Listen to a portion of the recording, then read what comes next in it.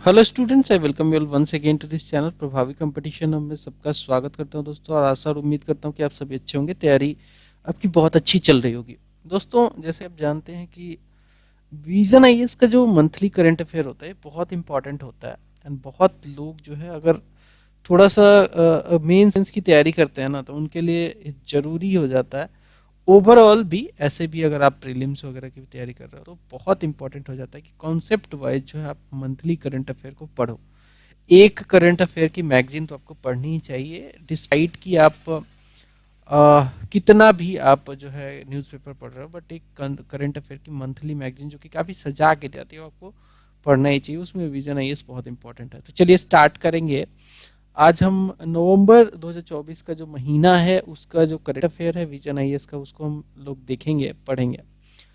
Monthly ये आता है, जैसा आप ट्रेंड में आप देखते होंगे, पढ़ते होंगे, तो इसको जरूर देखिए, बहुत आपको फायदा करेगा ये। चलिए अब हम अपने टारगेट पेज पे चलते हैं और कवर करते हैं पहला टॉपिक, जो कि आप देख सकते हैं कंटेंट है। टेबल ऑफ कंटेंट में आपको जो है पूरा आपको इनिशियली ऐसी बिगनिंग होती है, पॉलिटी एंड गवर्नेंस से स्टार्ट होता है, देन आता है इंटरनेशनल रिलेशंस, उसके बाद आता है इकोनॉमी, फिर आता है इकोनॉमी के बाद आपका सिक्योरिटी, सिक्योरिटी के बाद आता है इन्वायरमेंट। ऐसे करके ये जो है फिर सोशल इश्यूज आते हैं, एंड साइंस एंड टेक्नोलॉजी आती है। इसके अलावा जो है आपका culture, ethics, schemes in news, ये सब जो है आपको पढ़ने को मिलता है। तो चलिए स्टार्ट करेंगे। हमारा जो पॉलिटी एंड गवर्नेंस है उससे पहला टॉपिक देखते हैं। यह है socialist secular in the preamble. इस पे क्या हुआ ना, अभी एक कहीं ना कहीं एक केस फाइल हुआ है, ठीक है, पिटीशन फाइल हुआ था, इसलिए चर्चा में आया। और पिटीशन फाइल करने वाला जो बंदा था उसका नाम है, देखिए, डॉक्टर बलराम सिंह, ठीक है। तो रिसेंटली ये मैटर सुप्रीम कोर्ट में गया। क्यों न्यूज में आया ये socialist and secular? Because recently supreme court in doctor Balram Singh versus union of India, जो कि 2024 में ये केस आया है, this case Supreme Court has dismissed petitions challenging the inclusion of the word socialist and secular in the preamble through 42nd Amendment Act of 1976। तो जानते ही हैं हम लोग, ये अमेंडमेंट इतना इंपॉर्टेंट था, इतना वास्ट था, गहरा था, कि इसको मिनी कॉन्स्टिट्यूशन बोल दिया गया था। और इसमें 3 शब्द जोड़े गए थे, जहाँ पे यहाँ पे 2 ही की बात की जा रही है, 3 जोड़े गए थे, सोशलिस्ट, सेकुलर और इंटीग्रिटी। इंटीग्रिटी, ठीक है, बट यहाँ पे 2 शब्दों पे चैलेंज किया गया है, 2 वर्ड्स पे चैलेंज किया गया है, सोशलिस्ट एंड सेकुलर। अच्छा, तो क्यों चैलेंज किया गया वो भी जानना जरूरी है। इसमें देखेंगे कि जो पिटीशन था, petitions against inclusion of these words were filed on ground that they were inserted during times of emergency। of course Indira सरकार में इमरजेंसी थी, 1975-77 का जो पीरियड था वो इमरजेंसी का पीरियड था, और इसी समय जो है ये अमेंडमेंट आया, और इसी समय इसी अमेंडमेंट के दौरान ये 2 शब्द जोड़े गए थे।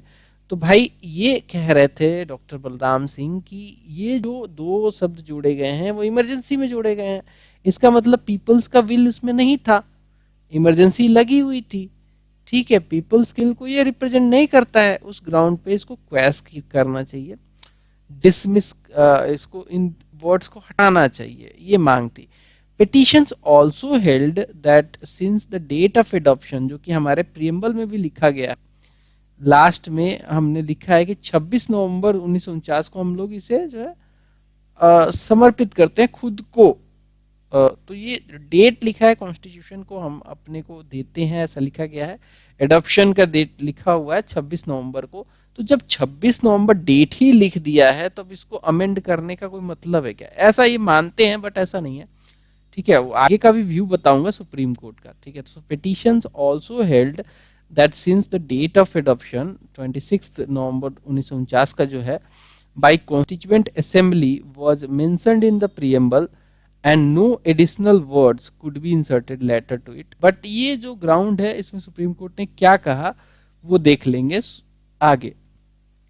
इससे पहले आगे सुप्रीम कोर्ट का डिसीजन देखें, हमें देखना जरूरी है कि 42nd अमेंडमेंट कितना इंपॉर्टेंट और इसमें क्या क्या हुआ था। बात करें इसके बारे में, तो इसको मिनी कॉन्स्टिट्यूशन इसलिए कहा जाता है क्योंकि प्रियम्बल को तो ये अमेंड किया ही, 3 शब्द जोड़े इसमें, सेकुलर, सोशलिस्ट और इंटीग्रिटी, ठीक है। इसके अलावा लगभग 40 आर्टिकल्स को इसने जो है लगभग क्या एग्जैक्टली 40 आर्टिकल को इसने अमेंड किया।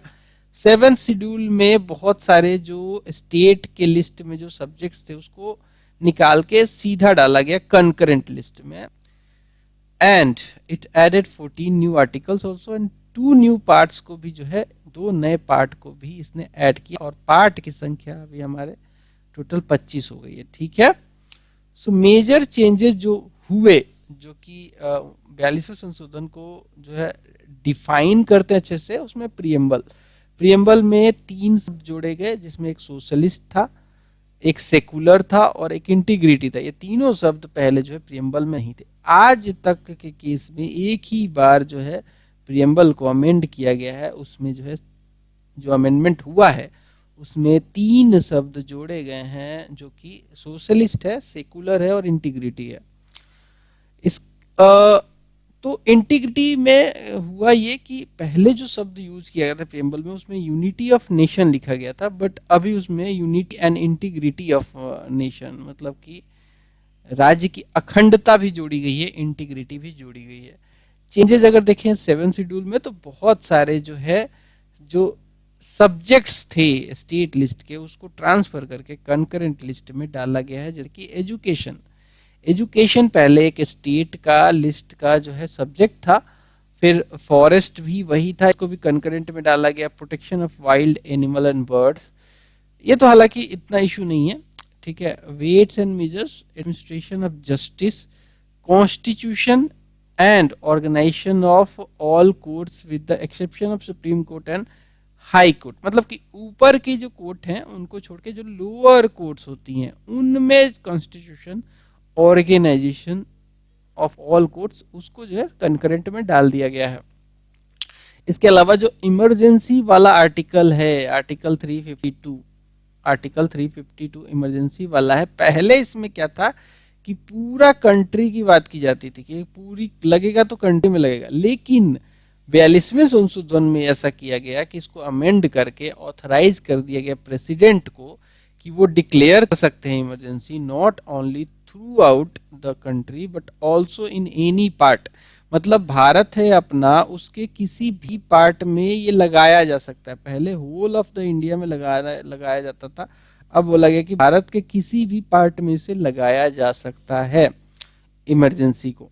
एडिशन किया गया नई directive principle of state policies, जिसे डीपीएसपी कहते हैं, जैसे कि आर्टिकल 39 डाला गया to secure opportunities for healthy development of children, ठीक है। खासकर वैसे चिल्ड्रन जो कि कह सकते हैं कि 0 से 6 साल के हैं, और एजुकेशन के लिए जो है वो क्या है, एजुकेशन के लिए 6 से 14 है। तो जो है opportunity for healthy development of children, ये डाला गया। आर्टिकल 39A जो है equal justice and free legal aid, अगर मान लीजिए कि आप कोई किसी आपको जस्टिस चाहिए और आपके पास पैसे नहीं है वकील हायर करने के लिए, तो सरकार को जो है आपको लीगल एड देना चाहिए। ये डीपीएसपी है, मतलब नॉन इन्फोर्सिएबल होता है डीपीएसपी तो, क्योंकि unlike the fundamental right it is non justiciable, आप इसको लेके क्लेम नहीं कर सकते, कोर्ट नहीं जा सकते। आर्टिकल 43A जो है it is participation of workers in management of industries, and article 48A भी जोड़ा गया था, that is protection and improvement of environment and safeguarding of forest and wildlife. And इसके अलावा जो है एडिशन किया गया नया पार्ट, जैसे कि पार्ट 14A फंडामेंटल ड्यूटीज। ये स्वर्ण सिंह जो कमेटी थी, स्वर्ण सिंह सरदार, उनकी कमेटी के रिकमेंडेशन पे रसिया से हमने जो है इसको लिया था फंडामेंटल ड्यूटी को, यूएसएसआर जिसे कह सकते हैं, और हमने अपने संविधान में डाल दिया।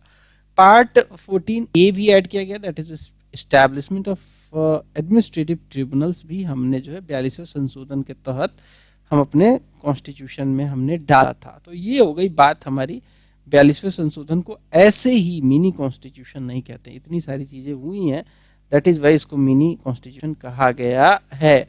चलिए आगे बढ़ेंगे और हम देखेंगे कि जो सुप्रीम कोर्ट का हमारा की ऑब्जर्वेशन रहा इसमें।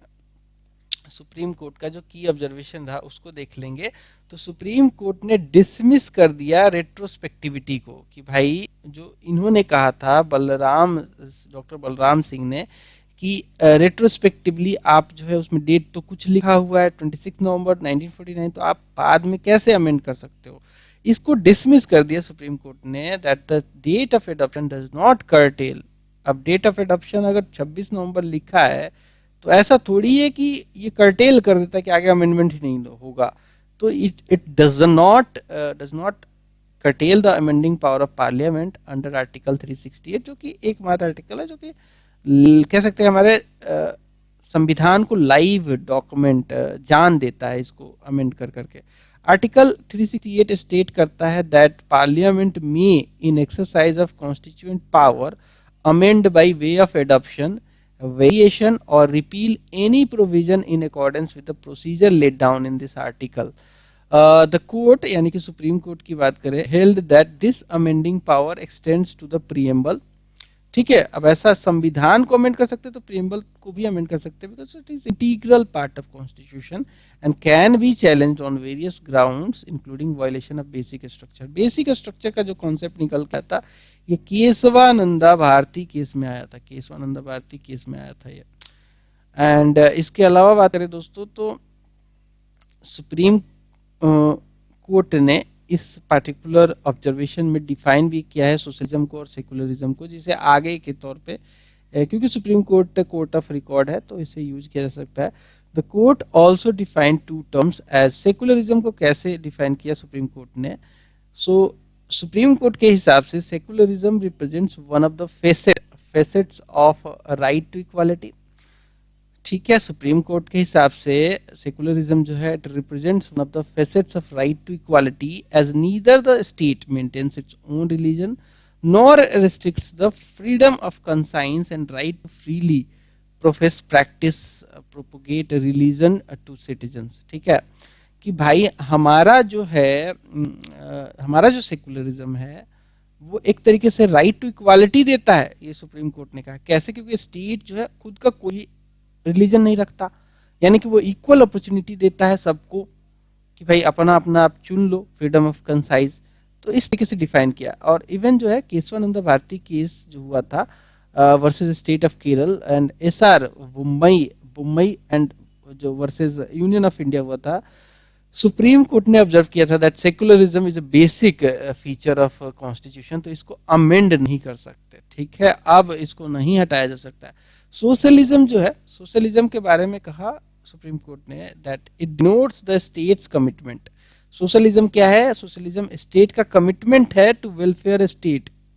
ठीक है, स्टेट के लिए एक कह सकते हैं ओवरऑल ब्रॉडर गाइडलाइन कह सकते हैं कि सोशलिज्म के तहत वेलफेयर स्टेट जो है आपको बनाना है, and its commitment to ensuring equality of opportunity.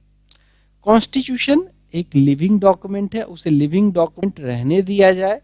Over the time India has developed its own interpretation. ठीक है, लिविंग डॉक्यूमेंट जो हम बोलते हैं, यानी कि इसका मतलब ये है कि हम ये कह रहे हैं कि इसको अमेंड कर सकते हैं।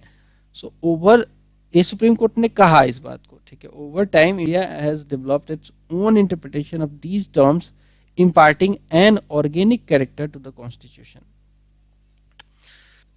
आगे बढ़ेंगे और हम देखेंगे सेकुलरिज्म एंड सोशलिज्म के को फर्दर ही। ठीक है, इससे पहले थोड़ा सा प्रीएम्बल, सेकुलरिज्म को कैसे डिफाइन किया जाता है, सोशलिज्म को कैसे डिफाइन किया जाता है, ये हम देख लेंगे अभी। ठीक है, फिर कंक्लूजन करके खत्म कर देंगे। तो हालांकि आपने जैसे पढ़ा होगा सोशलिज्म को एनसीईआरटी में, तो आप जानते ही होंगे, फिर भी यहाँ पे बता दूंगा मैं आपको। सो प्रीएम्बल एंड इसकी अमेंडेबिलिटी को लेकर पहले काफी अलग अलग डिसीजन आए थे, बट देखिए यहाँ पे जो बेरू केस हुआ था 1960 में, प्रीएम्बल को बोला गया कि ये पार्ट नहीं है कॉन्स्टिट्यूशन का, इसलिए इसे अमेंड भी नहीं कर सकते। 1973 में केशवानंदा भारती केस में क्लियर कर दिया गया कि प्रीएम्बल जो है पार्ट है कॉन्स्टिट्यूशन का एंड इसको अमेंड किया जा सकता है। LIC ऑफ इंडिया केस आया था 1995 में, इसमें अगेन रीइटरेट किया गया कि प्रीएम्बल जो है it's part of constitution and it is subject to amendment. Preamble जो है gives a glimpse of constitution philosophy. BR Ambedkar ने इसको आइडेंटिटी कार्ड कहा है संविधान का, आत्मा कहा है, सॉरी आत्मा कहा है। ठीक है, सोल ऑफ कॉन्स्टिट्यूशन जो है कहा है। आइडेंटिटी कार्ड भी कहा जाता है इसको। ओरिजिनली जो है declared India as a sovereign democratic republic, but इसमें सोशलिस्ट सेकुलर भी ऐड कर दिया गया। It does not grant substantive rights not enforceable in the court, signifies power vested to the people. तो ये आपका प्रियम्बल के बारे में थोड़ी सी जानकारी थी। अब आते हैं सेकुलरिज्म क्या होता है एंड सोशलिज्म क्या होता है, भारतीय संविधान के हिसाब से देख लेते हैं। तो सेकुलरिज्म जो है इंडियन कॉन्सेप्ट, अगर बात करें सेकुलरिज्म का, तो भारत जो है कहता है कि हम एज ए स्टेट हम इंटरफियर, हम जो है हमारा न्यूट्रल है, न्यूट्रल है मतलब कि हम जो है हमारा कोई भी किसी भी पर्टिकुलर रिलीजन को हम फेवर नहीं करते, हमारा खुद का कोई रिलीजन नहीं है, तो it is neutral in that sense, but positive role play करेंगे जब उसमें कोई दिक्कत है, जैसे कि रिलीजियस नाम एक्टिविटी के नाम पे जो ह्यूमन सेक्रीफाइस कर देना, बलि देना, वो सबके बीच में इंटरफेयर करके जो है स्टेट ने उसको खत्म किया। सो पॉजिटिव रोल है स्टेट का, ऐसा नहीं कि बिल्कुल ही न्यूट्रल है। So we have a positive role towards the religion, and in this state enjoys the power to regulate economic, financial, political and secular aspects associated with the religious practice। ठीक है, financial भी है, political भी है, secular aspect भी है।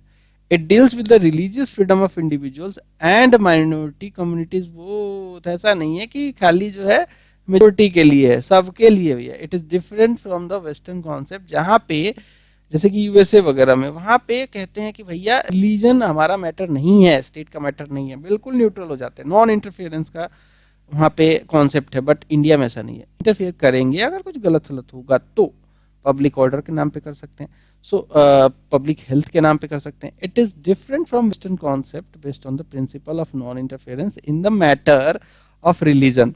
इन this the state and religion are strictly separated. Western concept में क्या है, स्टेट और रिलीजन जो है स्ट्रिक्टली सेपरेटेड है, घुसते ही नहीं है। ठीक है, अब वही बात करें हम सोशलिज्म की, तो सोशलिज्म भी जो है भारत में काफी अच्छे से फॉलो किया जाता है। और सोशलिज्म कई तरीके के हैं, जैसे कि आप देखेंगे डेमोक्रेटिक सोशलिज्म जो इंडिया में फॉलो किया जाता है, इवोल्यूशनरी सोशलिज्म जैसे कि आप बोल्शेविक मूवमेंट देखे होगा, आपने सुना होगा, वहां पे इवोल्यूशन के थ्रू, या मार्क्स का जो है, मार्क्स का जो सोशलिज्म है उसे इवोल्यूशनरी सोशलिज्म कहा जाता है।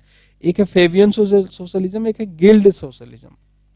भारत में जो फॉलो होता है वो है democratic socialism. So it deals with the principles which envisages the establishment of a society where all individuals enjoy equality. ठीक है, it deals with the principles which envisages the establishment of society where all individuals enjoy equality in different walks of life, like economic equality होता है, political social भी होता है।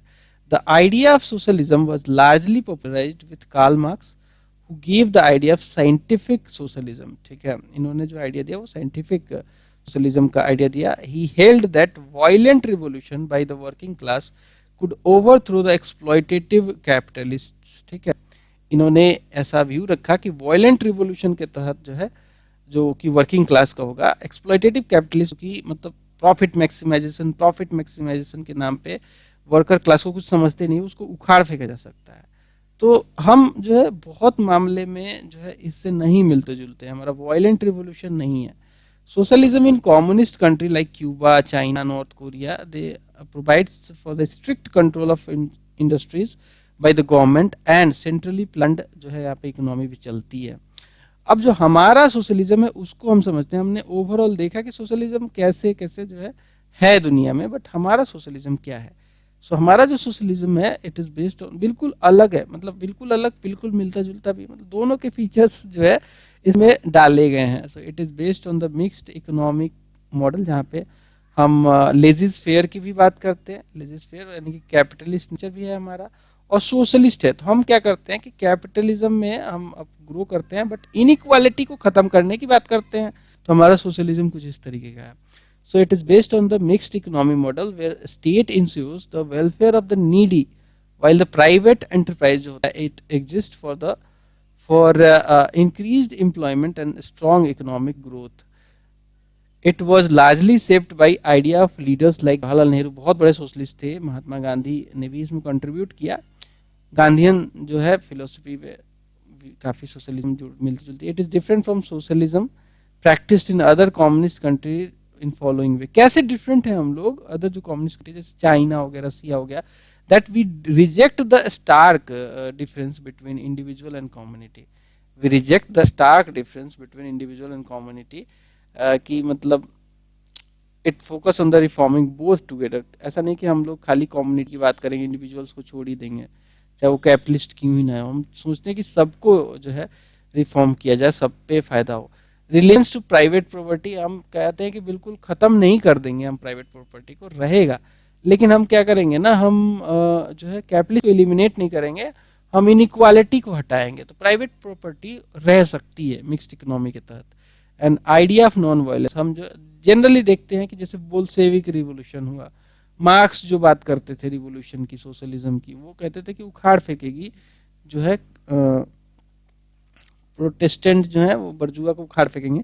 तो वो हम नहीं बात करते, हम कहते हैं कि भाई नॉन वायलेंस के थ्रू हम जो है डोमेस्टिक पॉलिटिक्स को जो है हम डोमेस्टिक पॉलिटिक्स से हम वायलेंस के थ्रू नहीं करेंगे, हम हटाएंगे उसको, ठीक है, और सोशलिज्म भी फैलाएंगे। तो ये भी एक चैलेंजिंग टास्क है, बट हमने की करके दिखाया है दुनिया को। डेमोक्रेटिक सोशलिज्म क्या होता है? सो डेमोक्रेटिक सोशलिज्म जो कि भारत में मैक्सिमम फॉलो होता है, it is based on the idea of coexistence of democratic principles and idea of socialism also, ठीक है। अब डेमोक्रेसी में क्या होता है कि स्टेट जो है बहुत ज़्यादा स्ट्रिक्ट नहीं होती है, ठीक है, बहुत ज़्यादा चीज़ों को कंट्रोल नहीं करती है। लेकिन सोशलिज्म में क्या होता है, स्टेट जो काफ़ी ज़्यादा स्ट्रिक्ट होती है और अपने जनता को बहुत सारी जो है राइट्स नहीं देती है।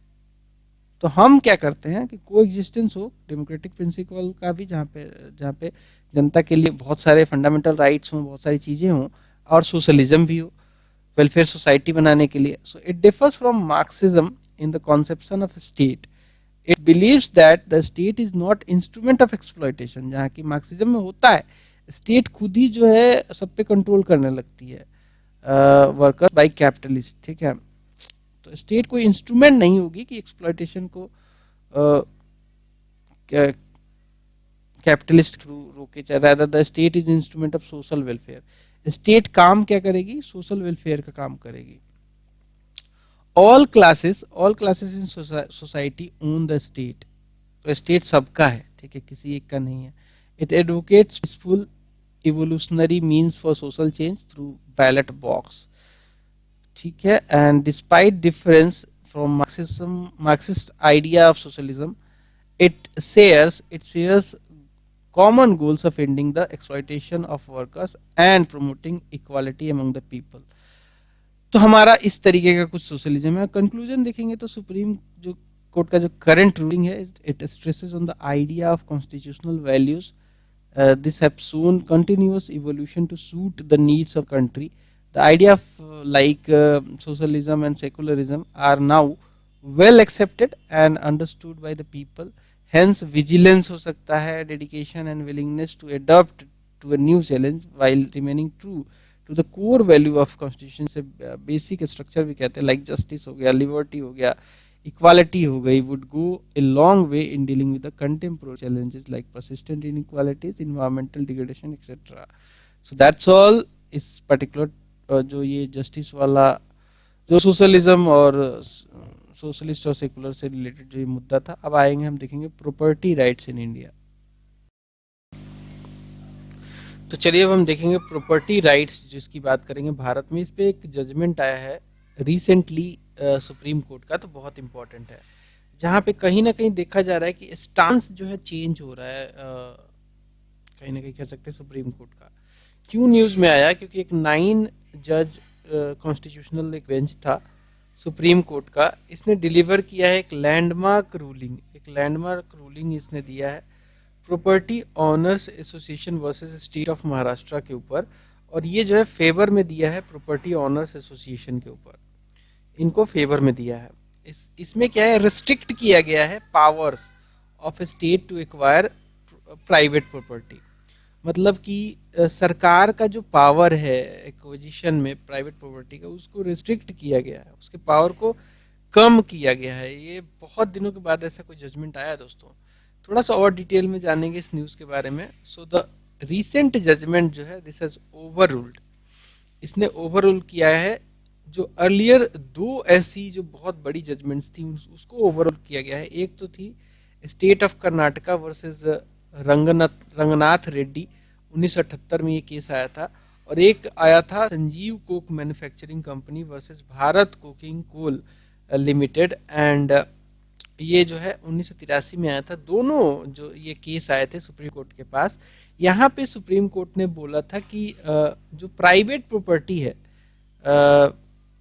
उसको जो है कंसीडर किया जा सकता है, could be considered community resources के तौर पे।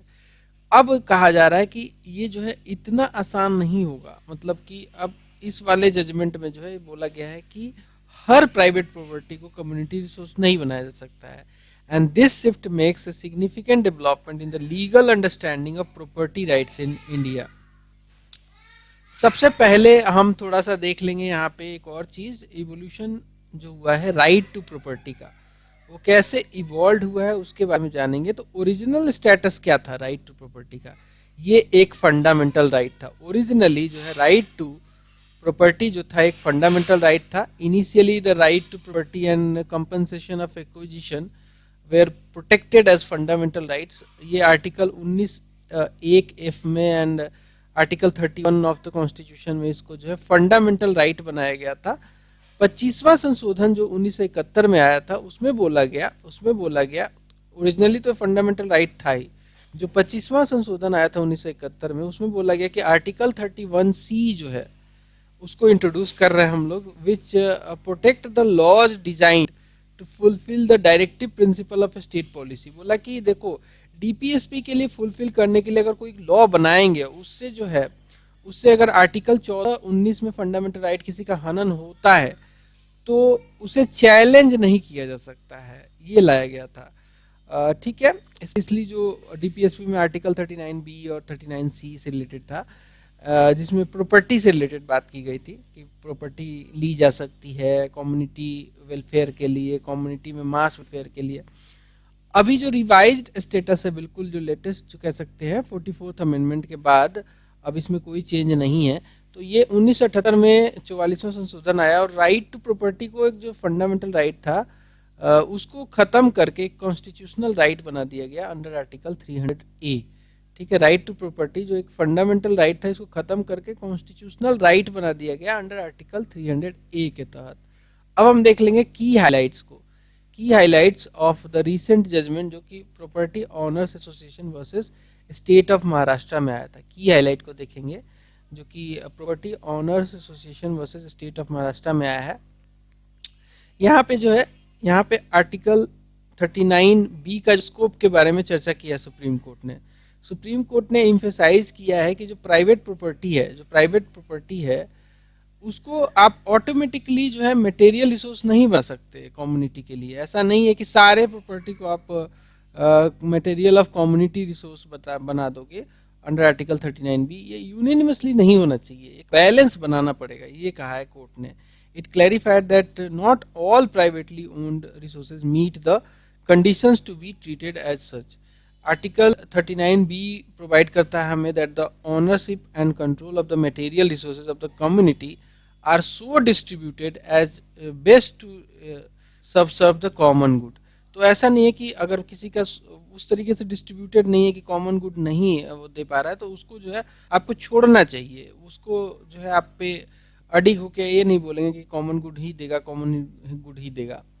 अथॉरिटी फॉर प्रॉपर्टी एक्विजिशन क्या है? आर्टिकल 39B है, तो ये कहता है कि कॉमन गुड के लिए होना चाहिए। So it does not grant legislative power कि आप लेजिस्लेशन ला के आप किसी की भी प्रॉपर्टी छीन लें। So Article 39B does not grant legislative power to the state to acquire private property. The court clarified that it comes from the sovereign power of eminent domain, जो कि एंट्री नंबर 42 जो है list 3 यानी concurrent list का 7 schedule का वहां से आता है। हम देखेंगे कि इमिनेंट डोमेन क्या होता है, उसे हम देख लेंगे आगे चल के। क्राइटेरिया फॉर क्लासिफिकेशन क्या होगा? So the inclusion of private property as material resource classify करने के लिए आपको देखना पड़ेगा इसका नेचर, स्कार्सिटी देखनी पड़ेगी, इम्पैक्ट ऑन कम्युनिटी वेलफेयर क्या कि बहुत ज़्यादा फायदा पहुंचाएगा क्या, डेफिनेटली ले सकते हैं, and concentration in private hand. ठीक है, ये देखना पड़ेगा। सुप्रीम कोर्ट ने ये भी बोला, सुप्रीम कोर्ट ने ये भी बोला कि फ्लेक्सिबल होना पड़ेगा, सरकार को फ्लेक्सिबल होना पड़ेगा, इकोनॉमिक पॉलिसीज में एक बैलेंस बनाना पड़ेगा, ठीक है, एक बैलेंस बनाना पड़ेगा। So the court stress that framers of the constitution, जो कि हमारे संविधान को बनाने वाले लोग हैं, फ्रेमर्स जो हैं, they intended for economic policies to be flexible, flexible के लिए उन्होंने बात करी थी, allowing government to adopt to changing needs rather than being tied to fixed economic doctrine पे आपको नहीं आना है कि हमने जो बना दिया वही होगा, फ्लेक्सिबल होना चाहिए। जैसे कि अभी सुप्रीम कोर्ट ने बोला भी कि अगर कॉमन गुड को सर्व नहीं कर रहा है तो उसे लेने की कोई जरूरत नहीं है। वैलिडिटी ऑफ आर्टिकल 31C के बारे में भी चर्चा हुई। The court unanimously ruled that article 31C जो है, it upheld in Kesavananda Bharati case, is still valid, जिसमें बोला गया था कि आप अगर ले रहे हो तो कह सकते हैं कि उसको आप ये नहीं कह सकते कि आप इसको जो है शेड्यूल 9 में रख के आप बोलोगे कि सुप्रीम कोर्ट को कोई पावर ही नहीं रिव्यू करने का। तो वो जो बात आई थी केशवानंद भारती केस में स्टिल वैलिड है, ये बोला है सुप्रीम कोर्ट ने, रीइटरेट किया है। And balancing public welfare with private property right, बोला कि पब्लिक वेलफेयर तो ठीक बात है, अच्छी बात है, लेकिन इसके वजह से प्राइवेट प्रॉपर्टी को बिल्कुल खत्म भी तो नहीं किया जा सकता ना, क्योंकि हम ऐसी सोशलिज्म फॉलो करते हैं जहाँ पे प्राइवेट प्रॉपर्टी को भी हम लोग प्रमोट करते हैं और इनकम इनइक्वालिटी को खत्म करने की बात करते हैं। So the court balance public welfare with the private property rights, ensuring government actions align with the constitutional principles like equality, जो कि आर्टिकल 14 में है, एंड राइट टू प्रॉपर्टी, जो कि आर्टिकल आपका 300A में है। It also applied the public trust doctrine, ठीक है, पब्लिक ट्रस्ट डॉक्ट्रिन में बताऊंगा क्या है, इसमें कैसे जो है सरकार जो है ट्रस्टी की तरीके से काम करती है पब्लिक के जो लैंड जो है उसके ऊपर, mandating responsible resources management for public good. Limits of eminent domain क्या है, limits of eminent domain, the court questioned the broad application of doctrine of eminent domain in land acquisition. The court clarified that not all privately owned resources जो होंगे qualify करेंगे material resources के तरीके से, जो community that can be appropriated for public good, सारे ऐसे नहीं होंगे। आप देखना पड़ेगा कि सही में जो है ये असर कर रहा है क्या, तभी आपको जो है इसको देखना है, अदरवाइज सारे प्रॉपर्टी को आप पब्लिक प्रॉपर्टी बनाने में आप ना जुड़े, कम्युनिटी गुड आप मत डिसाइड करें, थोड़ा सा फेयर देखें, ठीक है। नेक्स्ट देखेंगे डॉक्ट्रिन ऑफ इमिनेंट डोमेन क्या होता है। डॉक्ट्रिन ऑफ इमिनेंट डोमेन के तहत जो है आप देखेंगे कि ये प्रोवाइड करता है that government can acquire private property, कोई डाउट नहीं, एक्वायर कर सकता है फॉर पब्लिक यूज के लिए कर सकता है। Balancing societal welfare with property rights, ठीक है, ये है इमिनेंट डोमेन, कि आप देखें अगर बहुत ज़्यादा जो है लोगों को अगर बैलेंस करने की जरूरत है तब जाकर उसे कम्युनिटी रिसोर्स बनाए। This power is exercise by all level of government, चाहे वो स्टेट लेवल हो या फिर सेंट्रल लेवल हो, but fair compensation must be provided to the owner. Owner जो होगा उसको आप पैसा दीजिए, मार्केट वैल्यू पे दीजिए। जैसे कि एलिमेंट में देखेंगे doctrine of element eminent domain में, तो वहाँ पे अगर आपकी पब्लिक यूज के लिए कोई जो है गवर्नमेंट आपकी प्राइवेट प्रॉपर्टी को एक्वायर कर रही है पब्लिक पर्पसेस लाइक इंफ्रास्ट्रक्चर बनाना है, तो वो सरकार ही करेगी, कोई प्राइवेट बंदा तो ले नहीं सकता, but only if there is a legitimate need no alternative available. अगर पहले आप देखिए अल्टरनेटिव है क्या है तो उस पर बनाइए, नहीं है लेजिटिमेट नीड है तभी जाके इसको लीजिए, अदरवाइज छोड़ दीजिए। जस्ट कंपनसेशन देना पड़ेगा व्हेन प्रॉपर्टी एक्वायर्ड। अगर आप प्रॉपर्टी एक्वायर्ड कर रहे हैं तो government must provide fair compensation to the owner based on the, देखिए यहाँ पे मार्केट वैल्यू लिखा है, मार्केट में उस समय कुछ भी रेट चल सकता है तो वो रेट आपको देना पड़ेगा at the time of acquisition. Due process से लीजिए, पहले नोटिस दीजिए, ठीक है, it requires due process meaning property owner must be notified in advance कि भाई आपका ऐसे से आ रहा है जमीन, ऐसे से प्लान कर रहे हैं, तो नोटिस दीजिए, उसे एक फेयर चांस भी दीजिए कि वो कॉन्टेस्ट कर सके एक्विजिशन को लेके, कंपनसेशन को लेके नेगोशिएट कर सके, उसे फेयर चांस दीजिए। ऐसा नहीं कि एक ऑर्डर दिया उसी पे अमल करने लग गए। गवर्नमेंट अथॉरिटी जो होगी it can only be exercise by government authority या फिर गवर्नमेंट के द्वारा जो ऑथराइज्ड पब्लिक एजेंसी है, प्राइवेट वाला ये नहीं कर सकता है। अब चाहे तो सरकार ही प्राइवेट को ऑथराइज कर देगी तब भी वो नहीं कर पाएगा। With legal authority to take property for public use. तो सरकार लेगी या फिर सरकार के द्वारा कोई पब्लिक एजेंसी, मतलब सरकारी एजेंसी ही लेगी। It is typically regulated by legislation in most जुडिक्शन world wide.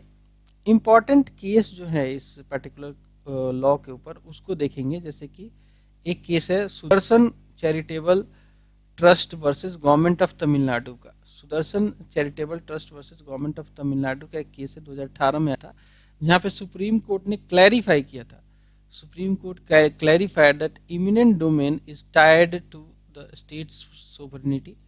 The state can acquire private property for public interest, acquire कर सकता है स्टेट, प्रोवाइडेड फेयर कंपनसेशन देना पड़ेगा। The power does not violate the person's right to livelihood और dignity.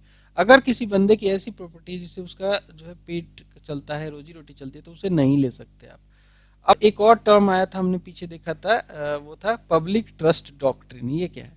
It helps protect the environment. Public trust doctrine क्या है? इसके तहत जो है इन्वायरमेंट को प्रोटेक्ट किया जाता है by ensuring the responsible management of natural resources.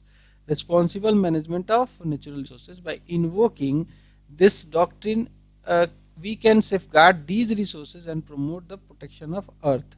It was recognized as part of Article 21, जिसमें कहा था कि सेफ इन्वायरमेंट, अच्छा इन्वायरमेंट, हेल्दी इन्वायरमेंट होना चाहिए, राइट टू लाइफ के अंडर आता है। In the landmark case of the Majra Singh versus Indian Oil Corporation and M I builders versus Radhey Shyam Sahu के तहत आया था। ये केस में बोला गया था कि आर्टिकल 21 का पार्ट है सेफ इन्वायरमेंट। स्टेट जो है इसमें पब्लिक ट्रस्ट डॉक्ट्रिन में एक ट्रस्टी की तरीके से काम करता है। Under the public trust doctrine state act as a trustee, जहाँ पे उसका काम होता है मैनेज करना नेचुरल रिसोर्सेज को for the public benefit. It ensures that resources are used responsibly and not depleted और डैमेज, क्योंकि ये रिसोर्सेज ये जो कि आगे हमें सर्वाइव करवाएंगे। In Tamil Nadu Godavarman versus union of अच्छा तमिलनाडु नहीं, in TN Godavarman versus union of India का केस आया था। सुप्रीम कोर्ट ने अफर्म किया था that state a trustee must ensure natural resources are use sustainably for public good के लिए यूज करना है। एंड सिटीजन जो है एज ए बेनिफिशियरी होंगे इसमें। The citizen are beneficiary of the trust using resources sustainably for their benefit and for future generations. अब ये जो जजमेंट तो आ गया, तो क्या इसके कुछ इम्प्लीकेशन होंगे? बिल्कुल होंगे। ये जजमेंट आया है तो इस जजमेंट को सरकारें जो है देखेंगी, सोचेंगी, समझेंगी, और जो प्राइवेट प्रॉपर्टी को जो लेती थी सरकारें थोड़ा डिफिकल्ट हो जाएगा। सो ये जो लेजिस्लेटिव एंड पॉलिसी इम्पैक्ट जो है इसका देख लेते हैं इस पर्टिकुलर डिसीजन का सुप्रीम कोर्ट का। तो रूलिंग में influence the future property acquisition law, land reform को भी असर करेगा, क्योंकि अब तो देखना पड़ेगा ना कि हर लैंड को आप जो है कम्युनिटी पर्पस के लिए नहीं यूज कर सकते। एंड सोशल वेलफेयर प्रोग्राम्स को भी ये इफेक्ट करेगा, promoting fairness and transparency. Economic reforms भी मुश्किल होंगे थोड़े से, और कह सकते हैं मोर मार्केट ओरिएंटेड इकोनॉमी को ये सपोर्ट करेगा।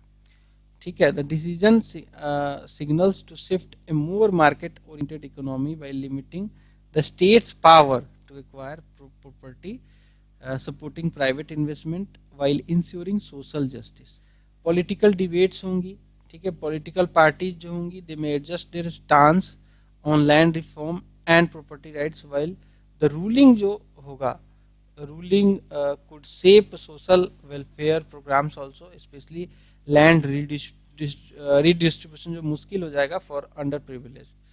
कॉन्स्टिट्यूशनल स्क्रूटिनी जो है, the judgment reinforces the judiciary's role in scrutinizing government actions on private property, ensuring laws align with the constitutional rights including equality and property। Conclusion में देखेंगे कि supreme court का ये जो जजमेंट आया है, this has clarified on article 39B, stressing a case by case approach for classifying private property as a material resource for public use. इसमें कैसे बोल दिया गया कि सभी प्राइवेट प्रॉपर्टी जो है मटेरियल रिसोर्सेज के तरीके से नहीं सोचिए आप। The decision emphasises the need for government actions to uphold constitutional principles including equality and property rights while promoting responsible resource management through the public trust doctrine। तो चलिए अब हम डिस्कस करते हैं इंटरनल डेमोक्रेसी पॉलिटिकल पार्टी में।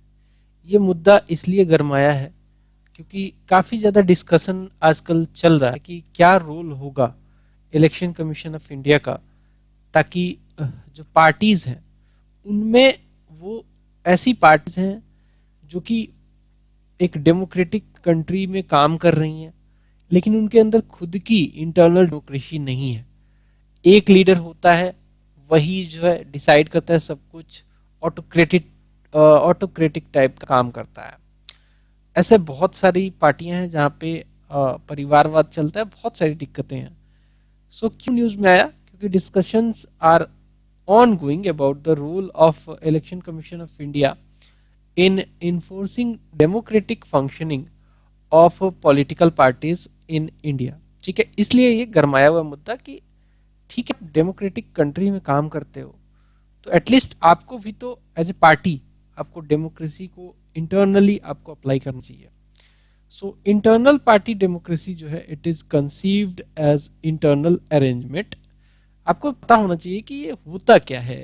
अगर मैं बात कर रहा हूं कि पार्टी में इंटरनल डेमोक्रेसी, इसका मतलब कि स्ट्रक्चर में डेमोक्रेसी होनी चाहिए, उसके इंटरनल अरेंजमेंट में coordination of political parties in consonance with the democratic principles. Democratic principles में क्या होता है कि इसमें देखा जाता है कि सभी को अपॉर्चुनिटी मिल रही है कि नहीं, किसमें? कैंडिडेट्स के सिलेक्शन में। So how candidates are selected and leaders emerge, policies are made and funding जो है कैसे मिलता है, कौन देता है फंडिंग। तो ये सब जो है अगर आप एक पॉलिटिकल पार्टी की इंटरनल डेमोक्रेसी की बात करोगे तो ये उसके कॉन्स्टिट्यूएंट होंगे। क्यों जरूरत है भैया इंटरनल पार्टी डेमोक्रेसी की? क्यों जरूरत है, क्यों नहीं जरूरत है, मैं पूछना चाहता हूँ।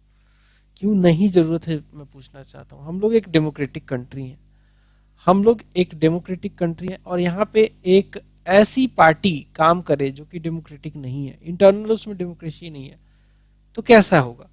वो खुद पार्टी जो है बायस्ड रहेगी। सो इसमें कुछ रीजंस दिए गए हैं कि क्यों जो है हमें जरूरत चाहिए। मैंने आपको जीस्ट बता दिया। यहाँ पे जो पहला पॉइंट दिया गया है वो कह रहा है कि डिसेंट्रलाइजेशन के लिए।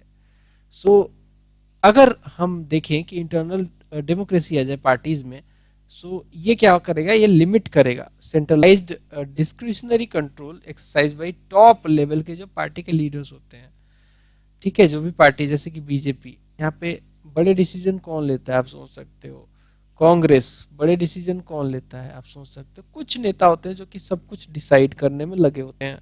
तो इस तरीके की चीजें ना हो, इसके लिए जो है जरूरी है कि पार्टी में जो है इंटरनल डेमोक्रेसी होना चाहिए।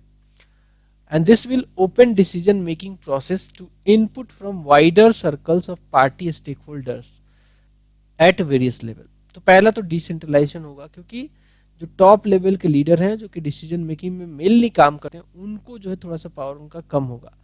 नेक्स्ट जो कहता है कि प्रिवेंट किया जा सकता है क्रिमिनलाइजेशन को। हमने देखा है कि होता क्या है कि टिकट उसी को दी जाती है जो कि क्रिमिनल है, जिसके पास मसल है, मसल पावर, मनी पावर दोनों। तो इन तरीके की चीजों को कैसे हटाया जा सकता है? इंटरनल पार्टी डेमोक्रेसी लाके डेफिनेटली अच्छे लोगों को चुनो। So it will address the systematic issue of candidate selection. ठीक है, based on the winnability often driven by money and muscle power. Generally क्या होता है, मनी एंड मसल पावर वाला ही बंदा आता है, बट अगर कोई कैंडिडेट ऐसा है जिसकी चांसेस विनेबिलिटी के हैं, उसको लाया जाए, अच्छा है, अच्छा काम करेगा, उसको लाया जाए तो ज्यादा बेटर है। एज पर एसोसिएशन ऑफ डेमोक्रेटिक रिफॉर्म्स जो है, एक डेटा बताता हूं आपको, 46% जितने भी न्यूली इलेक्टेड लोकसभा मेंबर्स हैं उनका क्रिमिनल केसेस उनके ऊपर कहीं ना कहीं रजिस्टर्ड है। ठीक है, क्रिमिनल बैकग्राउंड है 46% का।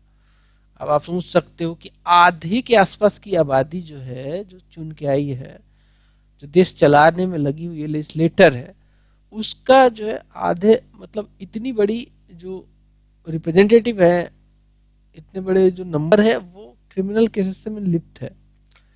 रिप्रेजेंटेशन भी अच्छा होगा अगर आप इंटरनल डेमोक्रेसी लेके आओगे, तो ये क्या है, सभी सिटीजन्स को इक्वल पॉलिटिकल अपॉर्चुनिटी मिलेगी, कोई भी पार्टी ज्वाइन करने के लिए फ्री रहेगा। ऐसा नहीं होगा कि वो साहब बताएंगे वही आएगा पार्टी में। तो रिप्रेजेंटेशन जो है वो काफ़ी क्लियर होगा to participate in politics and contest elections के लिए।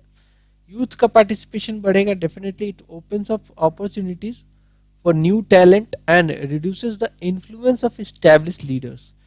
जैसे कि जो एकदम बड़े नाम हो जाते हैं, जिनका मतलब कुछ भी बोल दिया तो चलेगा उसका।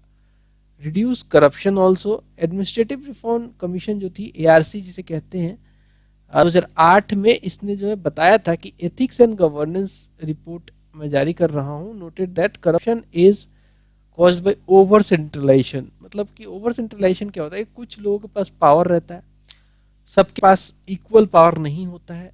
ओवर जो ये कह सकते हैं कि ओवर जो सेंट्रलाइजेशन है कारण बनता है करप्शन का। अगर आप जो है इसको खत्म करोगे, इंटरनल डेमोक्रेसी लेके आओगे, तो डेफिनेटली वो चीज सॉल्व हो जाएगी।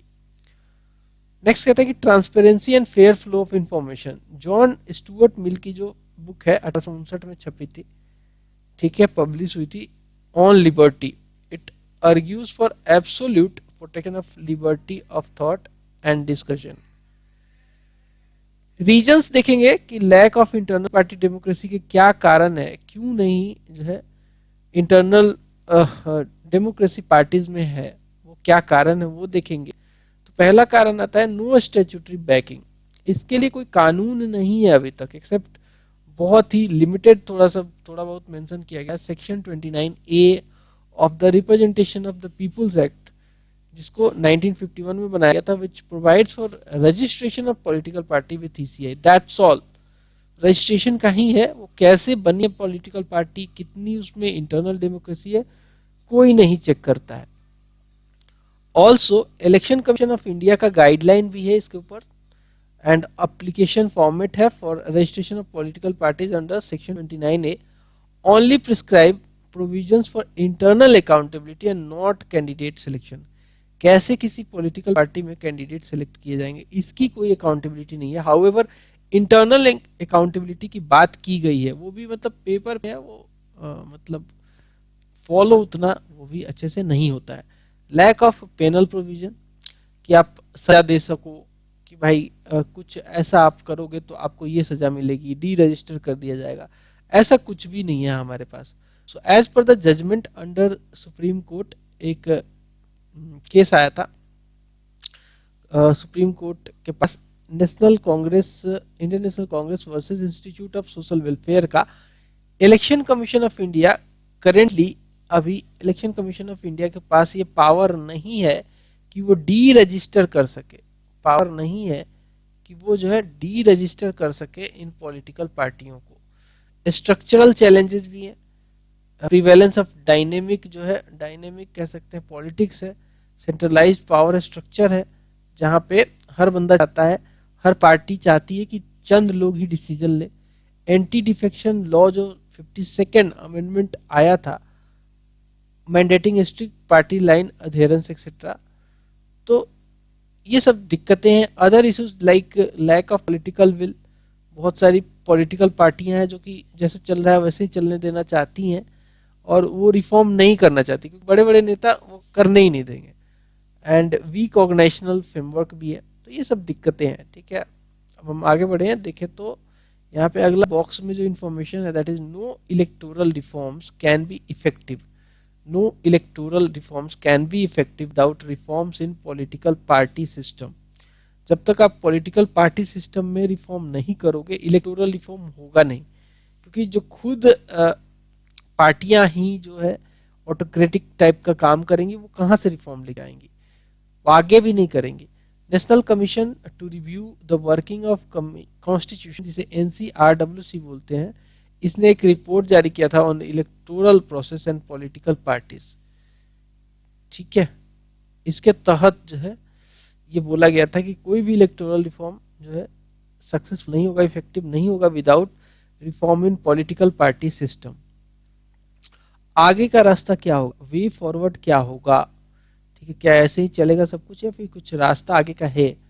तो यहाँ पे देखेंगे कि ट्रांसपेरेंसी लानी चाहिए, सेवरल गवर्नमेंट कॉन्स्टिट्यूटेड कमिटी जो है related to electoral reform, like Tarkunde एक कमेटी है 1975 में बनी थी, दिनेश गोस्वामी कमेटी 1990 वाली, इंद्रजीत गुप्ता कमेटी 1998 वाली। They strongly argued for more transparent working of the political parties in the country. इन्होंने मुखर होकर ये बोला है कि ट्रांसपेरेंट वर्किंग होना चाहिए, ठीक है, होना चाहिए, अलग बात है क्या, अभी भी नहीं है। रिकमेंडेशन ऑफ लॉ कमीशन जिसका रिपोर्ट आया था 255वां इलेक्टोरल रिफॉर्म के ऊपर, नया चैप्टर जो है ऐड करने की बात की गई थी इसमें, chapter 4C in representation of people's act 1951 to deal with the internal democracy, party constitutions, party organisation, internal election and candidate selection, voting procedures and ECI's power to deregister party. ECI का जो power है D register करने के लिए in certain cases of non compliance. National commission to review working of the constitution NCRW के हिसाब से देखेंगे तो कॉम्प्रिहेंसिव लेजिस्लेशन जो है as the political parties registration and regulation act regulating the registration and functioning of political parties or alliance of parties in India। तो चलिए अब हम देखेंगे यूएसए का प्रेसिडेंशियल इलेक्शन। ठीक है, यूएसए का प्रेसिडेंशियल इलेक्शन अभी हुआ है, क्यों चर्चा में आया, क्योंकि यहाँ पे इलेक्शन हो गया है और यहाँ जो इलेक्शन हुआ है एक इलेक्टोरल कॉलेज बना के होता है, जैसे कि इंडिया में भी इलेक्टोरल कॉलेज बना के होता है, बट इलेक्टोरल कॉलेज जो यूएसए का है वो कम्प्लीटली डिफरेंट है इंडिया वाले से। ठीक है, तो इसलिए जरूरी है कि यूएस का जो प्रेसिडेंशियल इलेक्शन है और इंडियन प्रेसिडेंशियल इलेक्शन जो होता है उसमें एक हम कंपैरिजन देखें। ठीक है, उसमें हम एक कंपैरिजन देखें। तो देखो, एक तरफ है इसमें पैरामीटर और दूसरी तरफ दोनों का कंपैरिजन है। ठीक है, यूएसए और इंडिया का। और पैरामीटर में पहला जो पैरामीटर है, अगर हम देखें कॉम्पोजिशन जो होता है इसके इलेक्टोरल मेंबर्स का, जो कि चुनते हैं किसको, प्रेसिडेंट ऑफ यूएसए को, और या फिर उस केस में हम यूएसए वाला देखेंगे और इंडिया के केस में इंडिया वाला जो प्रेसिडेंट का कॉलेज बनता है इलेक्टोरल कॉलेज, उसे भी देखेंगे। सो यूएसए में क्या होता है, इलेक्टोरल कॉलेज बनता है, ऑफ कोर्स इंडिया में भी बनता है, लेकिन यूएसए का जो इलेक्टोरल कॉलेज है वो डिफरेंट इसलिए है क्योंकि इसमें पहले जो है इलेक्टर्स चुने जाते हैं जनता के द्वारा डायरेक्टली, गवर्नमेंट जनता के द्वारा कह सकते हैं कि डायरेक्टली इलेक्टर्स को चुना जाता है, और वही इलेक्टर जो है फर्दर एक प्रोसेस के थ्रू यूएसए के प्रेसिडेंट को चुनते हैं। So electoral college consist of 538 electors, जो जिसमें सीनेट के होते हैं 100 और 3 होते हैं डिस्ट्रिक्ट ऑफ कोलंबिया के, एंड 435 इसमें होते हैं members of house of representatives के। ठीक है, जिसे हम कांग्रेस कहते हैं, कांग्रेस भी कहते हैं इसको। तो जो इलेक्टोरल कॉलेज है ये एक इंटरमीडिएरी बॉडी होती है यूएसए में। इंटरमीडिएटरी बॉडी जब मैं बोल रहा हूँ इसका मतलब ये है कि इसको पहले जनता के द्वारा डायरेक्टली चुना जाता है और वो फिर फाइनल जो है प्रेसिडेंट को चुनती है फाइनली। सो ये एक कह सकते हैं कि इंटरमीडिएटरी बॉडी है, एक प्रोसेस है that chooses the US president, and in this system voters of each state cast their ballots to choose members or electors of the electoral college who then vote to select the president। ठीक है, बात समझ में आई। जबकि भारत में ऐसा नहीं है, भारत में पीआर सिस्टम फॉलो किया जाता है। इलेक्टोरल कॉलेज बनाया और एक जो उसमें वोट है, एक जो एमपी है उसका वोट डिसाइड किया जाता है। ठीक है, और एक जो एमएलए है उसका भी वोट जो है डिसाइड किया जाता है, उसकी वैल्यू काउंट की जाती है। जबकि यूएसए में जो ये है मैंने आपको बता दिया, स्टेट्स जो यूएसए में स्टेट्स है टोटल 50 स्टेट है, और उनकी जो नंबर ऑफ इलेक्टर्स होते हैं वो वैराइंग होते हैं, वो अपना अपना सेट करते हैं कि मेरे यहाँ कितने इलेक्टर होंगे, मेरे यहाँ कितने होंगे। ठीक है, majority of 270 electoral votes is required to elect president in USA. ठीक है, मेजोरिटी कितना चाहिए, 270 का चाहिए। वही अगर हम बात करें इसी पर्टिकुलर पैरामीटर पे, तो भारत में जो प्रेसिडेंट का जो सिलेक्ट करने के लिए इलेक्टोरल कॉलेज बनता है, इसमें कौन कौन से लोग होते हैं? इसमें होते हैं elected members of both houses of parliament, यानी कि जो एमपी हैं वो चाहे वो लोकसभा के हों चाहे राज्यसभा के, इलेक्टेड जो होते हैं उनको रखा जाता है। इसके बाद जो इलेक्टेड मेंबर्स होते हैं स्टेट की लेजिस्लेटिव असेंबली की, यहाँ ध्यान रखिएगा कि लेजिस्लेटिव काउंसिल के लोग नहीं पार्टिसिपेट करते हैं, सिर्फ और सिर्फ लेजिस्लेटिव असेंबली के लोग इसमें पार्टिसिपेट करते हैं। इसके अलावा जो दो यूटी है, एक तो यूनियन टेरिटरी ऑफ पौंडीचेरी और जो नेशनल कैपिटल टेरिटरी बोलते हैं अभी दिल्ली को, तो उसमें दोनों में क्या है, इसके हाउसेस है, असेंबली है, तो दोनों असेंबली के जो इलेक्टेड मेंबर है यहाँ पे पार्टिसिपेट करते हैं। और इस पार्टिकुलर प्रावधान को, जिसमें नेशनल कैपिटल टेरिटरी की जो इलेक्टेड मेंबर्स हैं उसको पार्टिसिपेट करवाने की बात करें, या फिर हम यूनियन टेरिटरी ऑफ पौंडीचेरी के जो इलेक्टेड मेंबर्स है वो पार्टिसिपेट करेंगे, ये बाद में ऐड किया गया था। 70th जो अमेंडमेंट है 1992 में इसको ऐड किया गया था। सो नोट में देखेंगे कि the nominated members of either house of parliament और legislative assembly of state are not eligible to be included in electoral college. Electoral college जो बनता है उसमें जो है नॉमिनेटेड मेंबर नहीं पार्टिसिपेट करते हैं, सिर्फ इलेक्टेड मेंबर पार्टिसिपेट करते हैं। गवर्निंग एक्ट और रूल्स देखेंगे। गवर्निंग एक्ट्स और रूल्स जो कि गवर्न करता है दोनों देशों का जो प्रेसिडेंट है उसको चुनने में। तो यहाँ पे जो यूएसए की बात करें तो हर स्टेट जो है, हम जानते हैं कि यूएसए में 50 स्टेट्स हैं, तो each state establish its own election rules, खुद का अपना रूल्स बनाता है ये, reflecting the US decentralise system where individual states oversee and manage their electoral process. हर स्टेट अपना अपना बनाता है, जबकि इंडिया में जो है प्रेसिडेंट और वाइस प्रेसिडेंट के इलेक्शन के लिए एक एक्ट बना था 1952 में, उसी के तहत जो है प्रेसिडेंशियल और वाइस प्रेसिडेंशियल इलेक्शन जो है वो किए जाते हैं। तो ये जो हो गया, ये आपका कानूनन जो प्रावधान है प्रेसिडेंट के इलेक्शन के लिए यूएसए और इंडिया में, उसे आपने देखा। अच्छा, अब कैंडिडेट कौन बनेगा, उसके लिए नॉमिनेशन होता है कि कैंडिडेट क्या उतारा जाएगा प्रेसिडेंट के इलेक्शन के लिए। तो कैंडिडेट जो यूएसए में उतारा जाता है वो कैंडिडेट्स होते हैं जो कि पार्टी के नॉमिनेशन पे आते हैं, रखे जाते हैं। डेमोक्रेटिक और रिपब्लिकन दो पार्टियां हैं, हम जानते हैं वहां पे। तो ये दोनों पार्टियों के अपने अपने नॉमिनेशन आते हैं, उसके द्वारा होता है। और जबकि इंडिया में एक प्रोस्पेक्टिव प्रेसिडेंशियल कैंडिडेट जो होता है, he should get his or her nomination paper subscribe by at least 50 electors as a proposer होते हैं और at least 50 elector as a seconders होते हैं। मतलब 50 बंदे जो है एमपी एमएलए में से वो उसको प्रपोजर होने चाहिए और 50 ही जो है सेकेंडर होने चाहिए। एमपीज की बात कर रहा हूं मैं, एमएलए की नहीं बात कर रहा हूं, एमपीज की बात कर रहा हूं। तो प्रपोजर और जो सेकेंडर वाला कॉन्सेप्ट है। इलेक्शन मेथड कैसे यूज होता है यूएसए में और इंडिया में? सो यूएसए में क्या होता है, मोस्ट स्टेट्स जो है यूएसए के, they follow a winner take all approach. जब मैं विनर टेक ऑल अप्रोच की बात कर रहा हूं तो मान लीजिए कि कोई स्टेट है, लेट्स से कि पेंसिल्वानिया है, ठीक है, पेंसिल्वानिया या टेक्सास है, कोई सा भी एक मान लो, टेक्सास ही मान लो। तो यहाँ पे मान लीजिए कि इलेक्टर जो है, जो कि जनता के द्वारा चुने जाते हैं, वो मान लीजिए कि 20 है। तो 20 में मान लीजिए कि यहाँ पे रिपब्लिकन पार्टी है और यहाँ पे डेमोक्रेटिक पार्टी है, ठीक है, रिपब्लिकन है, ये डेमोक्रेटिक है।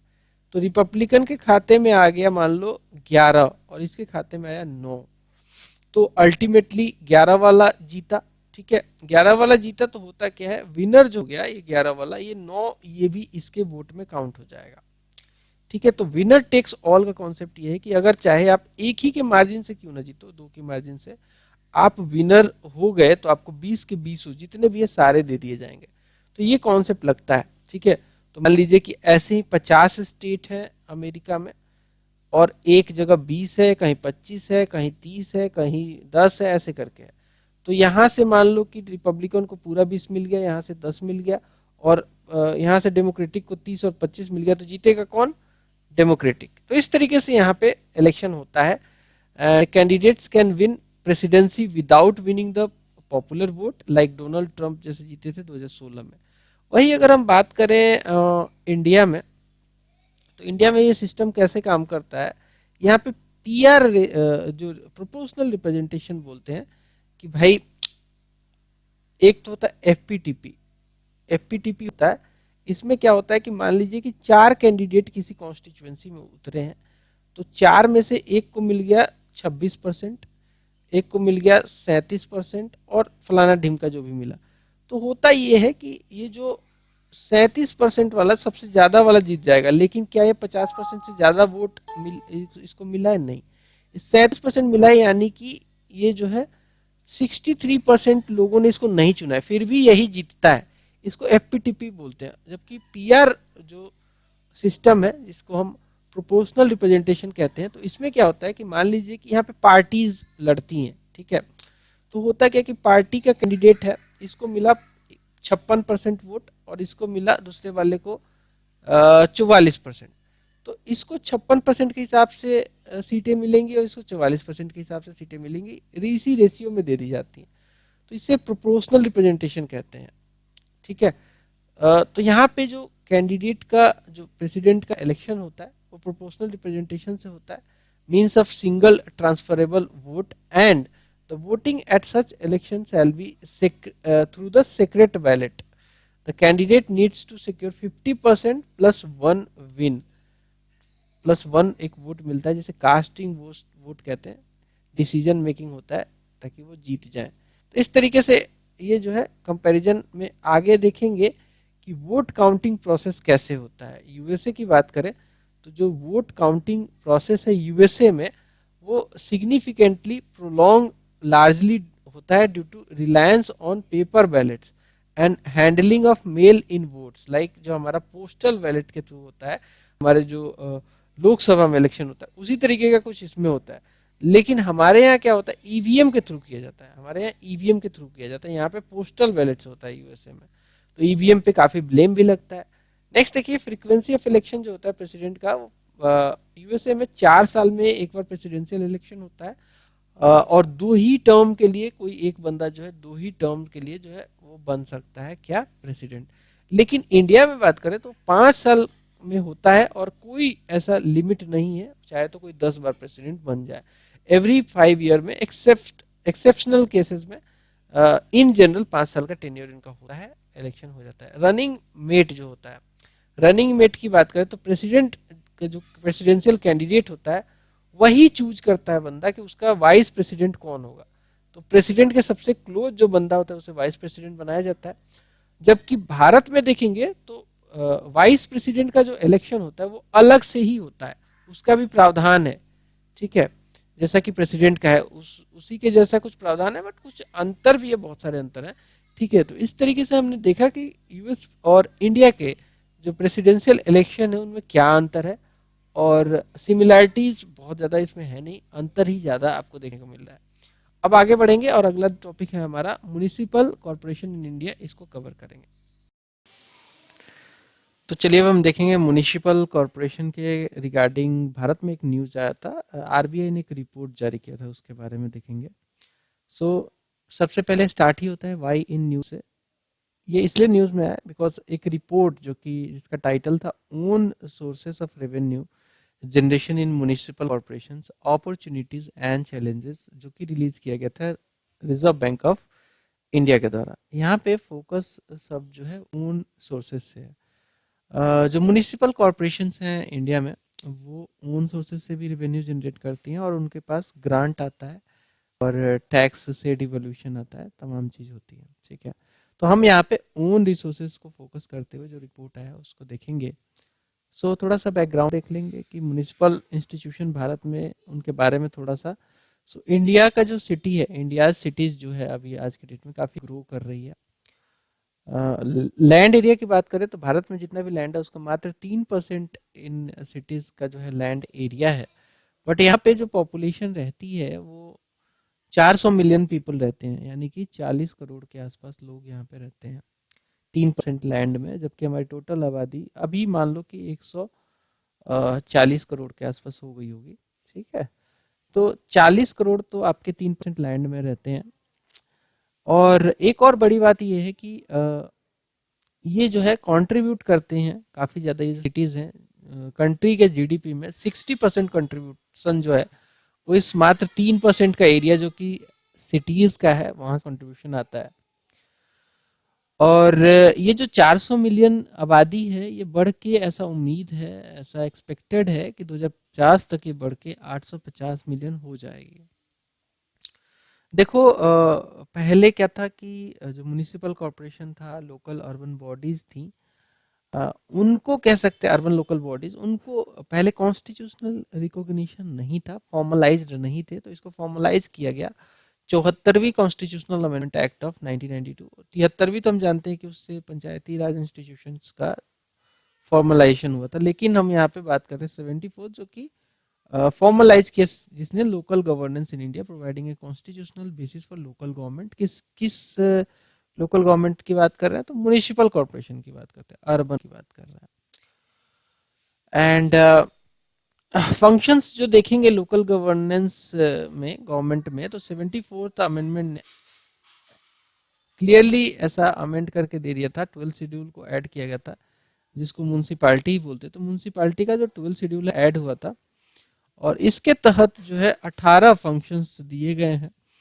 एक लिस्ट है, उसमें 18 जो है फंक्शंस दिए गए हैं, that state governments can delegate to municipalities including urban planning, भी म्यूनसिपालिटी को दिया जाता है कि भाई ठीक है, अर्बन प्लानिंग आप ही कर लो, और जो लैंड यूज रेगुलेशन है आप लेके आओ, कंस्ट्रक्शंस वगैरह कराओ और डेवलप करो। इन इन सब कामों को करने के लिए डेफिनेटली पैसा चाहिए, तो रेवेन्यू एंड फिजिकल पावर्स दिए गए हैं, हालांकि लिमिटेड ही सही दिए गए हैं। आर्टिकल 243 एक्स जो है, इसके तहत ग्रांट्स जो है, grants state government the authority to authorise urban local bodies, जिसे म्यूनसिपैलिटी और कॉरपोरेशन भी कहते हैं, to impose taxes, duties, fees and assign certain revenue sources to urban local bodies.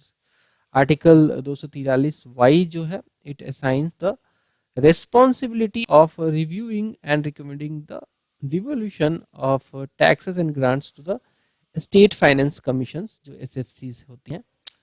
ठीक है, तो ये पावर्स आपको मिले हुए हैं। अब हम देखेंगे कि जो पैसा आता है, रेवेन्यू जो जनरेट होता है म्यूनसिपैलिटीज में, वो आता कहाँ से है। Revenue sources of urban local bodies देखेंगे तो एक तो सोर्स होता है ओन सोर्स, जिसे कहते हैं खुद का सोर्स होता है, टैक्स रेवेन्यू के तौर पे खुद का सोर्स में कहाँ से पैसा आता है, प्रॉपर्टी टैक्स से पैसा जाता है, वाटर बेनिफिट टैक्स से पैसा आता है। ठीक है, ओन सोर्सेस में टैक्स रेवेन्यू में प्रॉपर्टी टैक्स से पैसा आता है, वाटर बेनिफिट टैक्स से पैसा आ जाता है।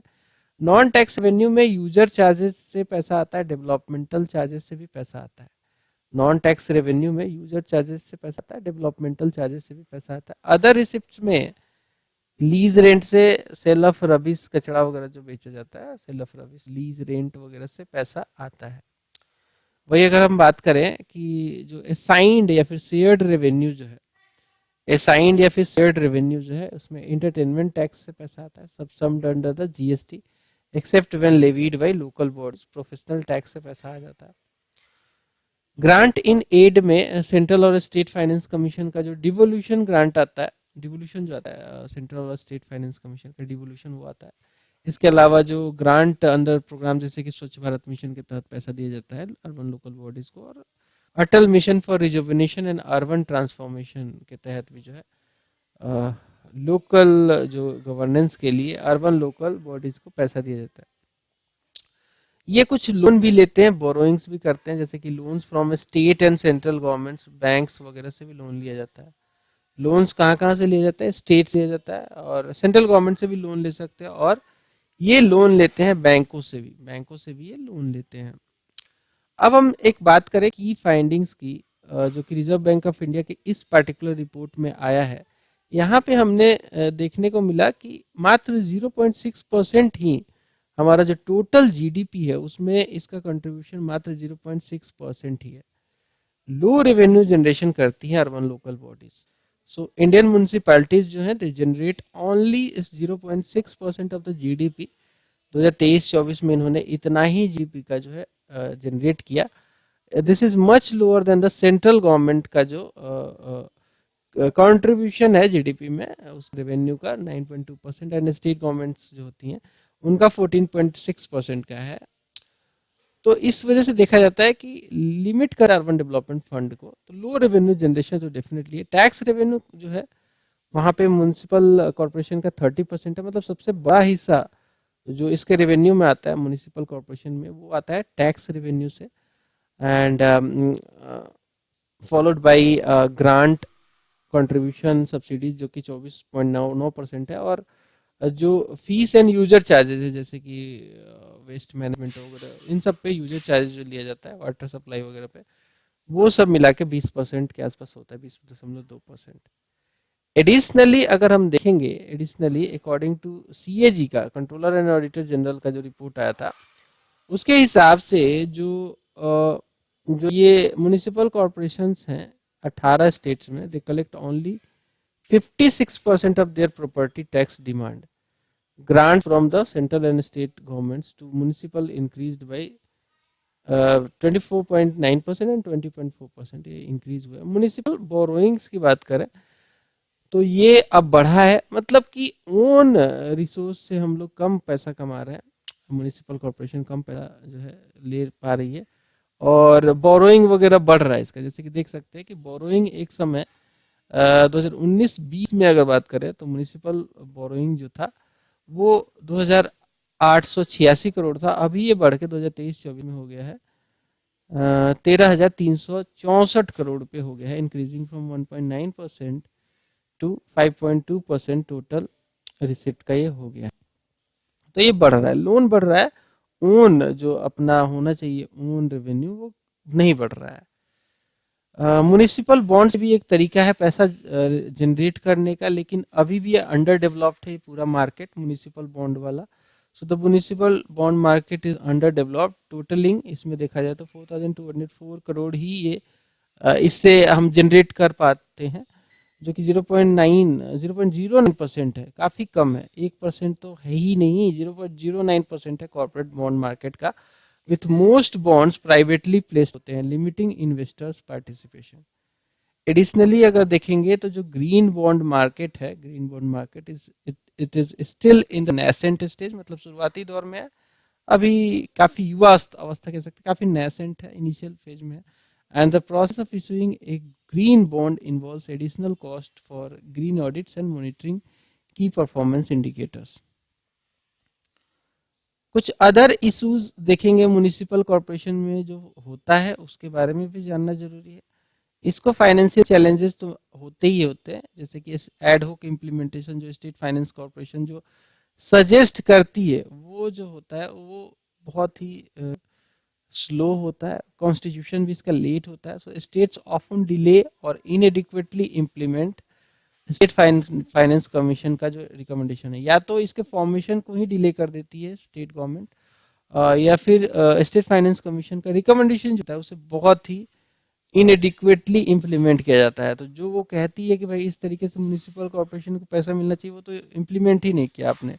एग्जाम्पल के तौर पे तेलंगाना का जो स्टेट फाइनेंस कॉर्पोरेशन है, दिस वाज फॉर्म्ड इन 2015, 2015 में फॉर्म हुआ था, but only constituted in 2018, and urban local जो ये बॉडीज हैं, अर्बन लोकल लो एब्जॉर्प्टिव कैपेसिटी भी है इंडियन सिटीज का। कहने का मतलब है कि अगर फंड दे भी दिया जाता है तो उसे पूरा वो यूज नहीं कर पाते हैं।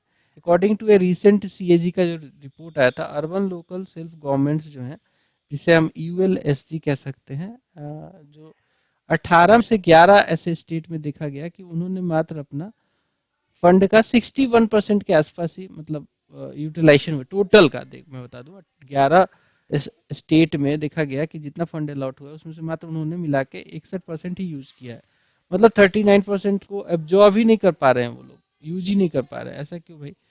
गवर्नेंस चैलेंज भी है, गवर्नेंस के चैलेंज में लिमिटेड डिवोल्यूशन पावर है इसके पास। हालांकि 74th कॉन्स्टिट्यूशनल अमेंडमेंट के बाद बहुत सारा पावर मिलना चाहिए था, बट स्टेट्स को अभी तक फुली जो है ये पावर मिला नहीं है, फुली इसको ये पावर मिला नहीं है, स्पेशली अगर अर्बन प्लानिंग और लैंड रेगुलेशन वगैरह की बात करें तो उसमें तो बहुत ही पुअर अभी डेवलपमेंट है। स्टेट इलेक्शन कमीशन जो होती हैं वो इलेक्शन कराती हैं म्यूनसिपैलिटीज का, तो कई बार क्या है ना कि इनसफिशिएंट स्ट्रेंथनिंग जो है स्टेट इलेक्शन कमीशन का जो है अफेक्ट करता है timely conduct of municipal election every 5 years में। फॉर एग्जांपल बृहत बेंगलुरु महान महानगर पालिका जो है, दिस हैव बिन, यहाँ पे इलेक्शन जो है 2020 में से होना था, और दिस हैव डिलेड सिंस 2020, और डिसरप्शन की वजह से काफी जो है डिले होता चला गया। फॉर एग्जांपल के तौर पे मैंने बताया बीबीएमपी जो है, ह्यूमन रिसोर्स भी ट्रेंड नहीं है यहाँ पे। म्युनिसिपल ऑपरेशन में जो ह्यूमन रिसोर्स है वहाँ पे एक तो हाई वैकेंसी है, अभी भी जो है 30 से 40% जो है पोस्ट खाली हैं, एंड लैक ऑफ ट्रेनिंग है। अगर ट्रेंड ही नहीं होंगे बंदे तो काम कैसे करेंगे। For instance in 18 states 37% of the positions are vacant. ठीक है, 37% पोजीशन जो है वैकेंट है as per the CAG report. Urban planning and service delivery जो है ये भी पुअर है इनकी। A significant portion of municipal expenditure यानी कि 29% जो है it is not directed towards the urban development. ये होना चाहिए था अर्बन डेवलपमेंट की तरफ डायरेक्ट होना चाहिए था, नहीं होता। Limiting infrastructure investment as per the, ये हम किस रिपोर्ट से देख रहे हैं, तो सीएजी के रिपोर्ट से देख रहे हैं, कंट्रोलर एंड ऑडिटर जनरल के रिपोर्ट से देख रहे हैं। वे फॉरवर्ड में देखेंगे कि क्या रास्ता अपनाया जाए ताकि इसको सुधारा जा सकता है।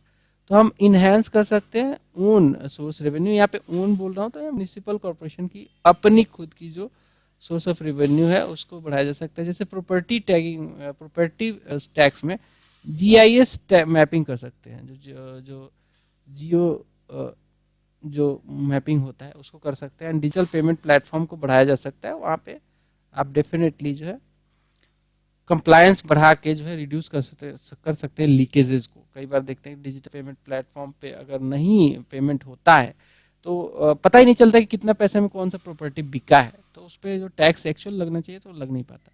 नॉन टैक्स रेवेन्यू को एडजस्ट करके user charges for water, sanitation, waste management में अच्छा का मतलब थोड़ा सा इंक्रीज कीजिए इसको, ताकि एटलीस्ट आपका कॉस्ट रिकवरी हो सके और थोड़ी कमाई हो जाए। इसको टेक्नोलॉजी और कैंपेन करके कैंपेन कर सकते हैं कि भाई कचरा का फ्री कलेक्शन हो, तो आप डेफिनेटली कर सकते हैं। लोग खुद ही कचड़े वाले डब्बे तक पहुंचे, फ्री कलेक्शन करवाएं। टाइमली ट्रांसफर हो सकता है, इसके थ्रू भी सुधार लाया जा सकता है। Ensure direct predictable transfer from state governments based on A clear formula that accounts for inflation and city growth. And form किया जा सकता है स्टेट फाइनेंस कमीशन को टाइमली और रेगुलरली, और उसके रिकमेंडेशन को प्रॉपरली इम्प्लीमेंट करके ट्रांसफर को टाइम से करवाया जा सकता है, ये भी फायदा देगा।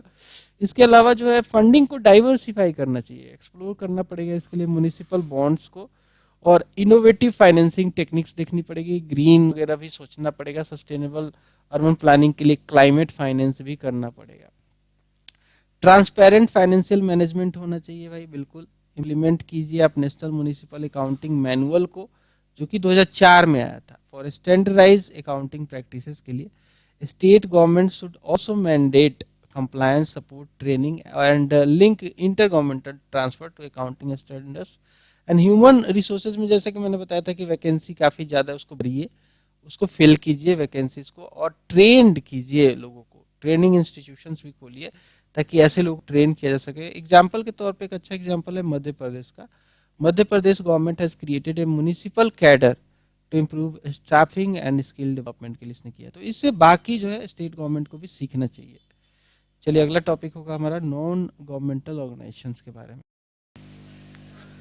So now will cover non governmental organisations. NGOs जो होती हैं वो काफ़ी इंपॉर्टेंट रोल प्ले करती हैं किसी भी सोसाइटी में, क्योंकि कई बार क्या होता है ना कि गवर्नमेंट अपना काम उस इफिशियंसी से नहीं करती है, कई बार हर्डल्स भी होते हैं, तो उसमें नॉन गवर्नमेंटल ऑर्गेनाइजेशन काफ़ी उसको हेल्प करती है। तो क्यों न्यूज़ में आया ये, क्योंकि मिनिस्ट्री ऑफ होम अफेयर्स ने इंस्ट्रक्ट किया है नॉन गवर्नमेंटल ऑर्गेनाइजेशंस को। The ministry of home affairs has instructed all non governmental organisations registered under the FCRA, that is the foreign contribution regulation act बोलते हैं, जिसमें कि एनजीओ को जो पैसा फॉरेन कंट्री से मिलता है उसको रेगुलेट किया जाता है। ठीक है, तो ये 2010 में आया था।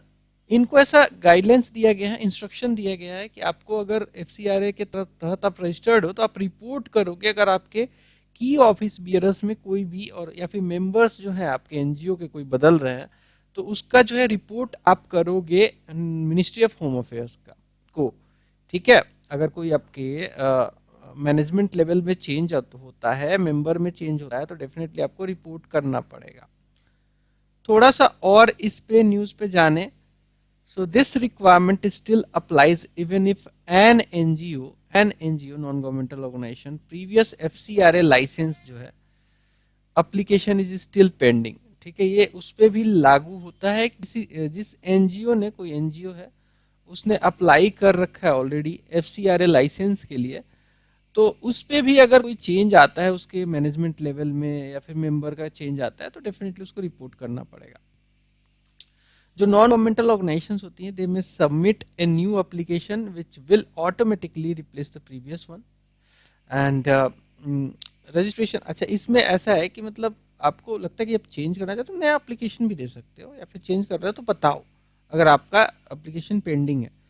Registration of several NGOs have been cancelled in the past years for violation under the act, FCRA act के तहत अगर किसी ने वायलेशन किया है तो उस बहुत सारे का जो है कैंसिल किया जा चुका है ऑलरेडी, उनका जो है रजिस्ट्रेशन कैंसिल किया गया है, raising questions over the functioning.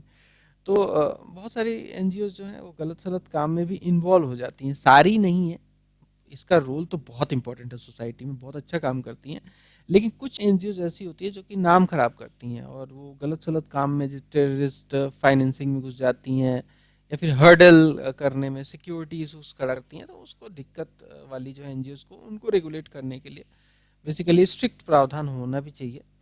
But जैसे एआरसी का रिकमेंडेशन है और सजेशन वगैरह में भी देखेंगे कि एनजीओ में थोड़ा सा ना डिसेंट्रलाइज्ड जो है एफसीआरए को लाना चाहिए। खैर, व्हाट आर एनजीओ, सबसे पहले देखेंगे कि नॉन गवर्नमेंट ऑर्गेनाइजेशन जो होती हैं ये होती क्या है, and how are they regulated in India, Bharat में कैसे रेगुलेट होती हैं उसको जानेंगे।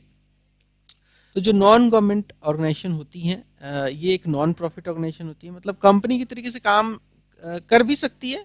हो सकता है कि कोई कंपनी ही खुल रही है एनजीओ की, एनजीओ को ट्रस्ट भी हो सकता है, सोसाइटी हो सकता है, चैरिटेबल कंपनी भी हो सकती है। तो कंपनी भी खुलेगी तो प्रॉफिट के लिए काम नहीं करेगी, कोई भी एनजीओ प्रॉफिट के लिए काम करती है। नॉन प्रॉफिट ऑर्गेनाइजेशन होती हैं, ग्रुप और इंस्टीट्यूशन होती हैं दैट ऑपरेट्स इंडिपेंडेंटली, इस पे सरकार का कंट्रोल एक्सेप्ट फ्यू जो रेगुलेशन है वो तो है इंडिपेंडेंटली काम करती है, गवर्नमेंट से कोई भी आदेश इंस्ट्रक्शन नहीं लेना पड़ता इसको। इसका मेन जो मुद्दा होता है वो ह्यूमैनिटेरियन या फिर डेवलपमेंटल जो ऑब्जेक्टिव है उस पर ये काम करती हैं। सोसाइटल प्रॉब्लम्स को, ह्यूमैनिटेरियन ग्राउंड को ये अपना जो है मुद्दा बना के उस पर काम करती हैं। तो जो एनजीओ हैं इंडिया में, they are formed under societies registration act 1860 में जो आया था उसके तहत सोसाइटी के तौर पे बन सकती हैं, ट्रस्ट के तौर पे बन सकती हैं, जैसे कि प्राइवेट ट्रस्ट के तौर पे अगर बनना है उसको प्राइवेट ट्रस्ट के तौर पे तो इंडियन ट्रस्ट एक्ट 1882 के प्रावधानों को फुलफिल कीजिए, रजिस्ट्रेशन कराइए और बन जाइए। अगर आपको पब्लिक ट्रस्ट बनना है, मतलब सरकारी ट्रस्ट बनना है, तो आप स्टेट के लेजिस्लेशन होते हैं, जैसे बिहार का अपना लेजिस्लेशन है, यूपी का अपना लेजिस्लेशन है, उसके तहत आप जो प्रावधान है उसके तहत आप अप्लाई कीजिए और आपको जो है उसके हिसाब से दे दिया जाएगा। ओके, नेक्स्ट देखिए, नेक्स्ट कहता है कि एनजीओ जो है, एनजीओ जो होती हैं, एनजीओ को पैसा मिलता है, फॉरेन कंट्रीब्यूशन मिलता है इनको। एनजीओ रिसीव जो करती हैं फॉरेन कंट्रीब्यूशन या डोनेशन जिनको फॉरेन से मिलता है, they need to mandatorily obtain prior permission. अगर आप एक एनजीओ है और आपको फॉरेन कंट्रीब्यूशन मिल रहा है, डोनेशन फॉरेन का मिल रहा है, आपको जो है ना आपको मैंडेटरीली एक प्रायर परमिशन लेना पड़ेगा, एफसीआरए रजिस्ट्रेशन लाइसेंस लेना पड़ेगा from ministry of home affairs. ठीक है, अगर आपको फॉरेन से पैसा आ रहा है, अगर आपको फॉरेन से पैसा नहीं आ रहा है तो कोई दिक्कत नहीं है, लेकिन अगर आपको फॉरेन कंट्रीब्यूशन मिल रहा है तो आपको रजिस्ट्रेशन कराना पड़ेगा एफसीआरए 2010 के तहत, ताकि वो पैसा किस पर्पस के लिए आ रहा है, कहाँ यूज हो रहा है, वो सरकार को तो पता चले। हो सकता है कि वो मलाइंड एक्टिविटी में यूज किया जा सकता है, टेररिज्म फाइनेंसिंग में हो सकता है, या फिर भारत की सोबर्निटी पे खतरा बन सकता है। कुछ इस तरीके के कोई लोग हैं, फॉरेन कंट्रियां हैं जो चाहती हूँ कि भाई भारत में एनजीओ के थ्रू जो है भारत को ही उसकी ही सोबर्निटी पे सवाल उठाया जाए। तो ये प्रिवेंट करने के लिए डेफिनेटली रेगुलेशन तो जरूरी है। अब हम देखेंगे कॉन्स्टिट्यूशन का जो प्रोविजन है रिलेटेड टू एनजीओज, हमारे जो नॉन गवर्नमेंटल ऑर्गेनाइजेशन है उसके लिए कॉन्स्टिट्यूशनल प्रोविजन क्या है वो देख लेते हैं। तो दो कॉन्स्टिट्यूशनल प्रोविजन है, एक तो खुद ही इसको कंकरेंट लिस्ट में रखा गया जो कि 7 शेड्यूल का पार्ट है।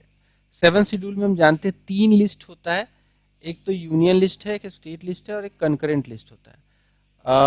इसमें जो कंकरेंट लिस्ट वाला जो मैटर है, इसमें वो मैटर्स आते हैं, इसमें जो लिस्ट में कोई अगर मैटर है तो उस पे यूनियन गवर्नमेंट और स्टेट गवर्नमेंट दोनों लेजिस्लेट कर सकती है।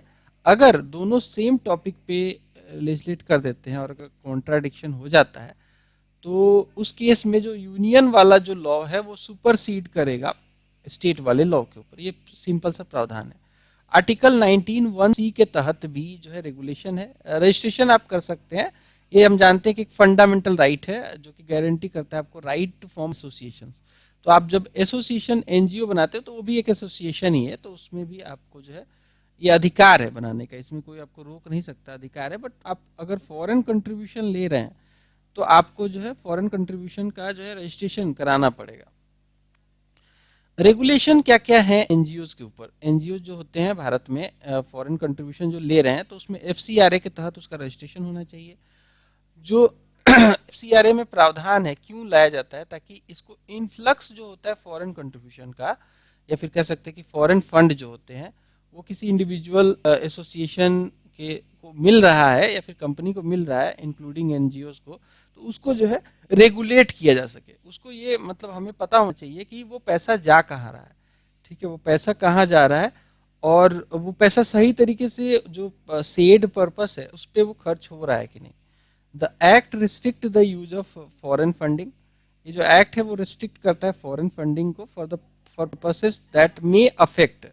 ऐसे पर्पसेस के लिए अगर फॉरेन फंडिंग आ रही है जहां पे वो पर्पस ये है कि वो किसी मतलब भारत देश को कह सकते हैं, नेशन को, हमारे सोवरेनिटी को ही खतरा पहुंचा दे या इंटीग्रिटी को, अखंडता जिसे कहते हैं, सिक्योरिटी इशू बना दे, स्ट्रेटेजिक पर्पस से किसी ने अगर पैसा भेजा है कि इंडिया को जो है हराना है, डिफेंस में वीक बनाना है, इसके अलावा साइंटिफिक या इकोनॉमिक इंटरेस्ट को हैम्पर करे, तो उस केस में, या फिर पब्लिक इंटरेस्ट को हैम्पर करे, तो उस केस में ये तो ठीक बात नहीं है।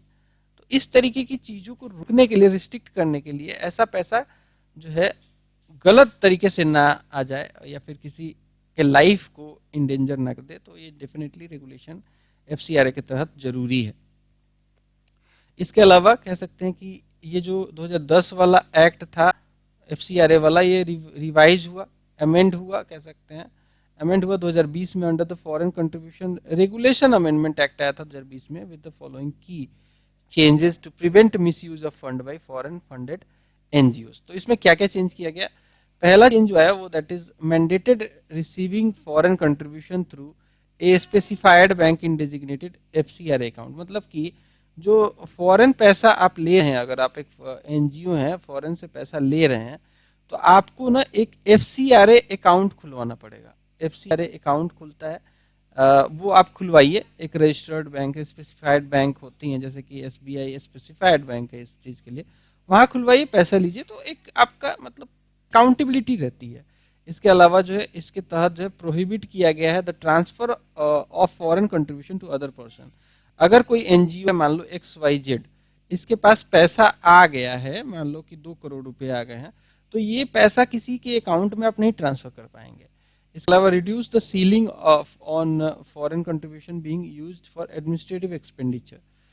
एफसीआरए में जो पैसा दिया जाता है एडमिनिस्ट्रेटिव एक्सपेंडिचर, मान लो आपके पास 2 करोड़ रुपया है, तो पहले क्या था कि 50% खर्चा आप एडमिनिस्ट्रेशन के ऊपर कर सकते थे, उस पर्टिकुलर एनजीओ के एडमिनिस्ट्रेशन के ऊपर। फिर सरकार को लगा कि यार ये तो पैसा बहुत ज़्यादा है, 20% में भी काम हो सकता है, तो 20% कर दिया गया। अभी आपके पास जितना पैसा है उसका 20% ही आप एडमिनिस्ट्रेटिव एक्सपेंस पे कर सकते हैं, उससे ज़्यादा नहीं। इसके अलावा इम्पावर्ड सेंट्रल गवर्नमेंट टू, ये जो है अमेंडमेंट एक्ट जो है इसके तहत इम्पावर किया गया सेंट्रल गवर्नमेंट को कि वो डायरेक्ट कर सकता है persons receiving foreign funding to not utilise it or receive any further funding after conducting a summary inquiry.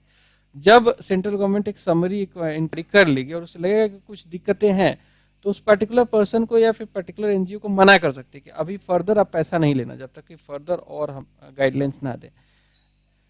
ये और भी इम्पावर करता है सेंट्रल गवर्नमेंट को कि भाई वो बोल सकता है एनजीओ को कि आपका आधार नंबर होना चाहिए as identification document for office bearers, directors and key functionaries के लिए आधार नंबर मैंडेटरीली, अगर आपको रजिस्ट्रेशन करवाना है तो डेफिनेटली आपको आधार चाहिए। इसके लिए एफसीआरए में अगर एनजीओ है आप तो आधार लेके बैठिए।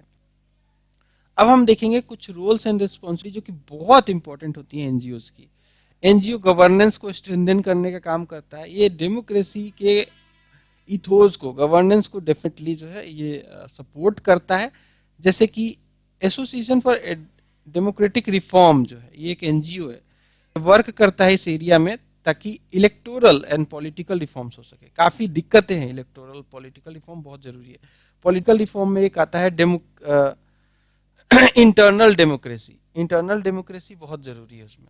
इलेक्टोरल रिफॉर्म में जैसे कि मनी पावर का यूज करना, इसके अलावा मसल पावर का यूज करना, ये सब कम किया जा सके, इसके लिए भी एनजीओ काम करते हैं। देयर पब्लिक इंटरेस्ट लिटिगेशन, जो एनजीओ होती हैं वो कई बार पीआईएल फाइल करते हैं, पब्लिक इंटरेस्ट लिटिगेशन फाइल करते हैं। That has resulted in the supreme court of India directing candidates to disclose their criminal records, educational disqualifications and financial assets during the elections. तो ये भी बहुत इंपॉर्टेंट है। Supplementing government efforts भी, जैसे कि अक्षय पात्रा फाउंडेशन जो है वो पीएम पोषण इनिशिएटिव को इम्प्लीमेंट करता है ताकि माल न्यूट्रिशन को प्रॉब्लम को सॉल्व किया जा सके। तो एनजीओ को देख सकते हैं कि गवर्नेंस में काफी ज्यादा काम है। इसके अलावा सोशल अपलिफ्टमेंट एंड रिफॉर्म में भी बहुत योगदान करते हैं ये लोग, जैसे कि बचपन बचाओ आंदोलन जो कि एक नोबेल लॉरिएट हमारे कैलाश सत्यार्थी हैं, उनका ये फाउंडेशन है जिसमें चिल्ड्रंस जो होते हैं उनको जो है एक्सप्लॉयटेशन से बचाया जाता है। वुमेन एम्पावरमेंट के लिए सेवा काम करता है, एक एनजीओ है सेल्फ एम्प्लॉयड वुमेन एसोसिएशन। ये सपोर्ट करता है ऐसे वुमेन वर्कर्स को जो कि इनफॉर्मल सेक्टर में काम करती हैं, उनकी ट्रेनिंग करवाना, उनकी फाइनेंशियल सर्विसेज को देखना, लीगल एड देना उनको। इनफॉर्मल सेक्टर ऐसा सेक्टर होता है जहाँ पे कानून वगैरह काफी सोशल सिक्योरिटी नहीं होती है। इसके अलावा रिप्रेजेंटेशन जो है रिप्रेजेंटेशन ऑफ मार्जिनलाइज सेक्शन के लिए भी काम करता है, जैसे कि नाज फाउंडेशन। इसका बहुत बड़ा रोल था जो डीक्रिमिनलाइजेशन हुआ होमोसेक्सुअलिटी का। पहले होमोसेक्सुअलिटी एक क्रिमिनल ऑफेंस था, क्रिमिनल ऑफेंस था, ठीक है, ये एक क्रिमिनल ऑफेंस था। इसको डीक्रिमिनलाइज करवाया किसने? नाज फाउंडेशन ने करवाया था। ये सपोर्ट करता है जो लोग एचआईवी से पीड़ित हैं, एड्स से पीड़ित हैं, उनको LGBTQIA प्लस कम्युनिटी को भी ये सपोर्ट करता है। नाज foundation versus government of NCT case में ये वर्डिक्ट निकल के आया सुप्रीम कोर्ट का कि जो है होमोसेक्सुअलिटी इज डीक्रिमिनलाइज, ठीक है। पोवर्टी एलिवेशन के लिए एनजीओ गूंज एक बहुत बड़ी संस्था है, नॉन गवर्नमेंटल ऑर्गेनाइजेशन है जो कि काम करती है। ह्यूमन रिसोर्स डेवलपमेंट में भी ये लोग काम करते हैं, जैसे कि एजुकेशन एंड कैपेसिटी बिल्डिंग में प्रथम एनजीओ है। ये वैसे बच्चों को क्वालिटी एजुकेशन दिलाने का काम करता है जो कि अंडर प्रिविलेज्ड हैं, जिनके पास वो तमाम सुविधाएं नहीं है जो कि एक प्रिविलेज्ड बच्चे को होती हैं। इसके अलावा इम्प्रूविंग हेल्थ के लिए मेडिसिन सैन फ्रंटियर्स जो है ये एक प्रोग्राम रन करता है भारत में, ट्यूबरकुलोसिस टीबी फ्री बनाने के लिए, उसमें हेल्प करने के लिए उसके पीड़ितों को। इसके अलावा एचआईवी के जो पीड़ित हैं उनको, या फिर अदर जो इन्फेक्शियस डिजीज हैं उनके जो है लोग जो उनसे परेशान है उनको जो है फायदा पहुंचाता है ये। इसके अलावा कुछ अदर्स फील्ड में, जैसे कि रिसर्च एंड डेवलपमेंट में ऑक्सफैम है, एक एनजीओ है, भारत का नहीं है बट ओवरऑल वर्ल्ड में काफी फेमस नाम है ऑक्सफैम। ये रिपोर्ट भी जारी करता है पोवर्टी, माल न्यूट्रिशन वगैरह का। इसके अलावा प्रिजर्विंग हेरिटेज के लिए Indian national trust for art and cultural heritage, जिसको इंटैच कहते हैं इन शॉर्ट, ये भी काफी फेमस है इस फील्ड में। इन्वायरमेंटल एडवोकेसी के लिए वाइल्ड ट्रस्ट ऑफ इंडिया देख सकते हैं कि एनजीओ है। तो बहुत सारे एनजीओ आपको बहुत सारे फील्ड में देखने को मिलेंगे। अब सरकार ने, जो गवर्नमेंट ऑफ इंडिया ने प्रमोट करने के लिए एनजीओ के लिए जो स्टेप्स लिए वो देख लेंगे। जैसे कि फंड्स, इनको फंडिंग बहुत जरूरी है। इनकी फंडिंग के लिए सेंट्रल गवर्नमेंट ने प्रोवाइड किया है, फंड्स देता है वो स्टेट गवर्नमेंट को, ताकि, या फिर यूनियन टेरिटरी जो है उसके एडमिनिस्ट्रेशन को फंड दिया जाता है ताकि जो बहुत सारे ऐसे स्कीम है जैसे कि उज्ज्वला, स्वधर जो कि चिल्ड्रन वुमेन के लिए काम करता है, वो वेलफेयर स्कीम्स को ये इम्प्लीमेंट करे अच्छे से। तो उसके लिए फंडिंग चाहिए क्योंकि खर्चा तो होता है, कोई भी फंड आपको इसके उसको इम्प्लीमेंट करवाना है तो आप पूरा मशीनरी लगाएंगे तभी तक पहुंचेगा।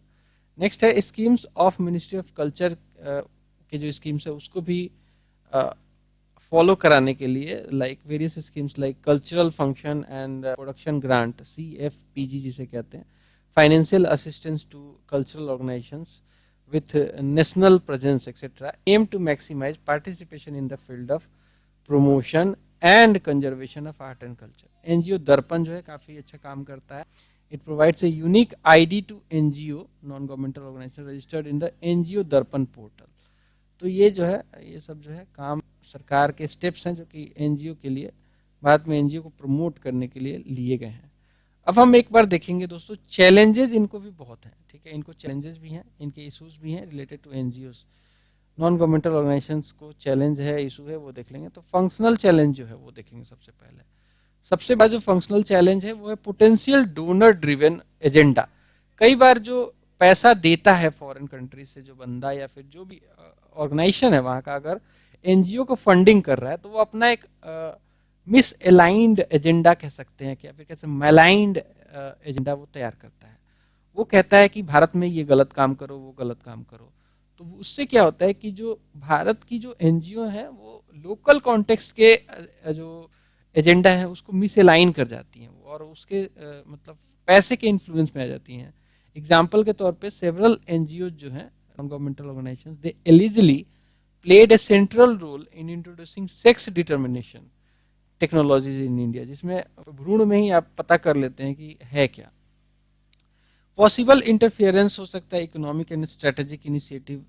ठीक है, possible interference in economic and strategic initiative में भी होता है. जैसे कि कुंडन कुलन जो कि एक एटॉमिक एनर्जी का प्रोग्राम था, जब इसको इस्टेब्लिश किया जा रहा था तो बहुत सारे इंटरनेशनल एनजीओ अपना मुद्दा लेके खड़े हो गए, सीवियर प्रोटेस्ट करने लग गए कि भाई इससे जो डिस्प्लेसमेंट होगा उनका क्या. तो भाई वो सरकार का मुद्दा है, वो देखेगी, सरकार करेगी. ठीक है, आप सोच रहे हैं, आप किस मोटिव से सोच रहे हैं हमें नहीं पता, बट सरकार का ये काम है, सरकार करेगी. तो सरकार के प्रोजेक्ट कई बार डिले हो जाते हैं, हालांकि सरकार को करना ही चाहिए. अगर आप डिस्प्लेस कर रहे हैं किसी को तो डेफिनेटली आपको उनको नया जगह देना चाहिए. इसके अलावा security concerns regarding misuse of funds for terrorism and radicalisation, ये भी बहुत होता है. रेगुलेटरी एंड लीगल चैलेंजेस भी हैं, जैसे कि स्ट्रिक्ट एफसीआरए अगर रेगुलेशन लाया जाता है, अगर है जैसे अभी भी है, इम्पैक्ट करता है ऑपरेशनल कैपेबिलिटीज को, स्पेशली जो है स्मॉल एनजीओ के. जैसे कि 50% आप कह रहे हैं कि नहीं एडमिनिस्ट्रेटिव खर्चा करने देंगे, तो 20% ज्यादा कम हो जाता है. 30% करिए कम से कम, क्योंकि एनजीओ का काम ही क्या है, एडमिनिस्ट्रेशन में खर्चा ही तो है उसके. वो क्या करती है, वो जाती है ग्राउंड लेवल पे, मुद्दे पता करती है, लोगों को हेल्प करती है, तो उसके खर्चे तो हैं. तो क्या 20% ज्यादा कम है क्या, ये थोड़ा सा देखना चाहिए. तो स्ट्रिक्ट अगर एफसीआरए रेगुलेशन आता है तो वो इम्पैक्ट करता है operational capabilities specially small NGOs का. इसके अलावा जो पोटेंशियल फाइनेंशियल मिसमैनेजमेंट होता है, such as involvement in the financial frauds, misutilisation of funds, corrupt practices, money laundering, ये सब भी जो है रेगुलेटरी इशू है. ऑपरेशनल इश्यूज भी हैं, जैसे कि हाई डिपेंडेंस होता है डोनर्स पे. एनजीओज का क्या है, एनजीओ को पैसा तो भाई डोनर ही देगा.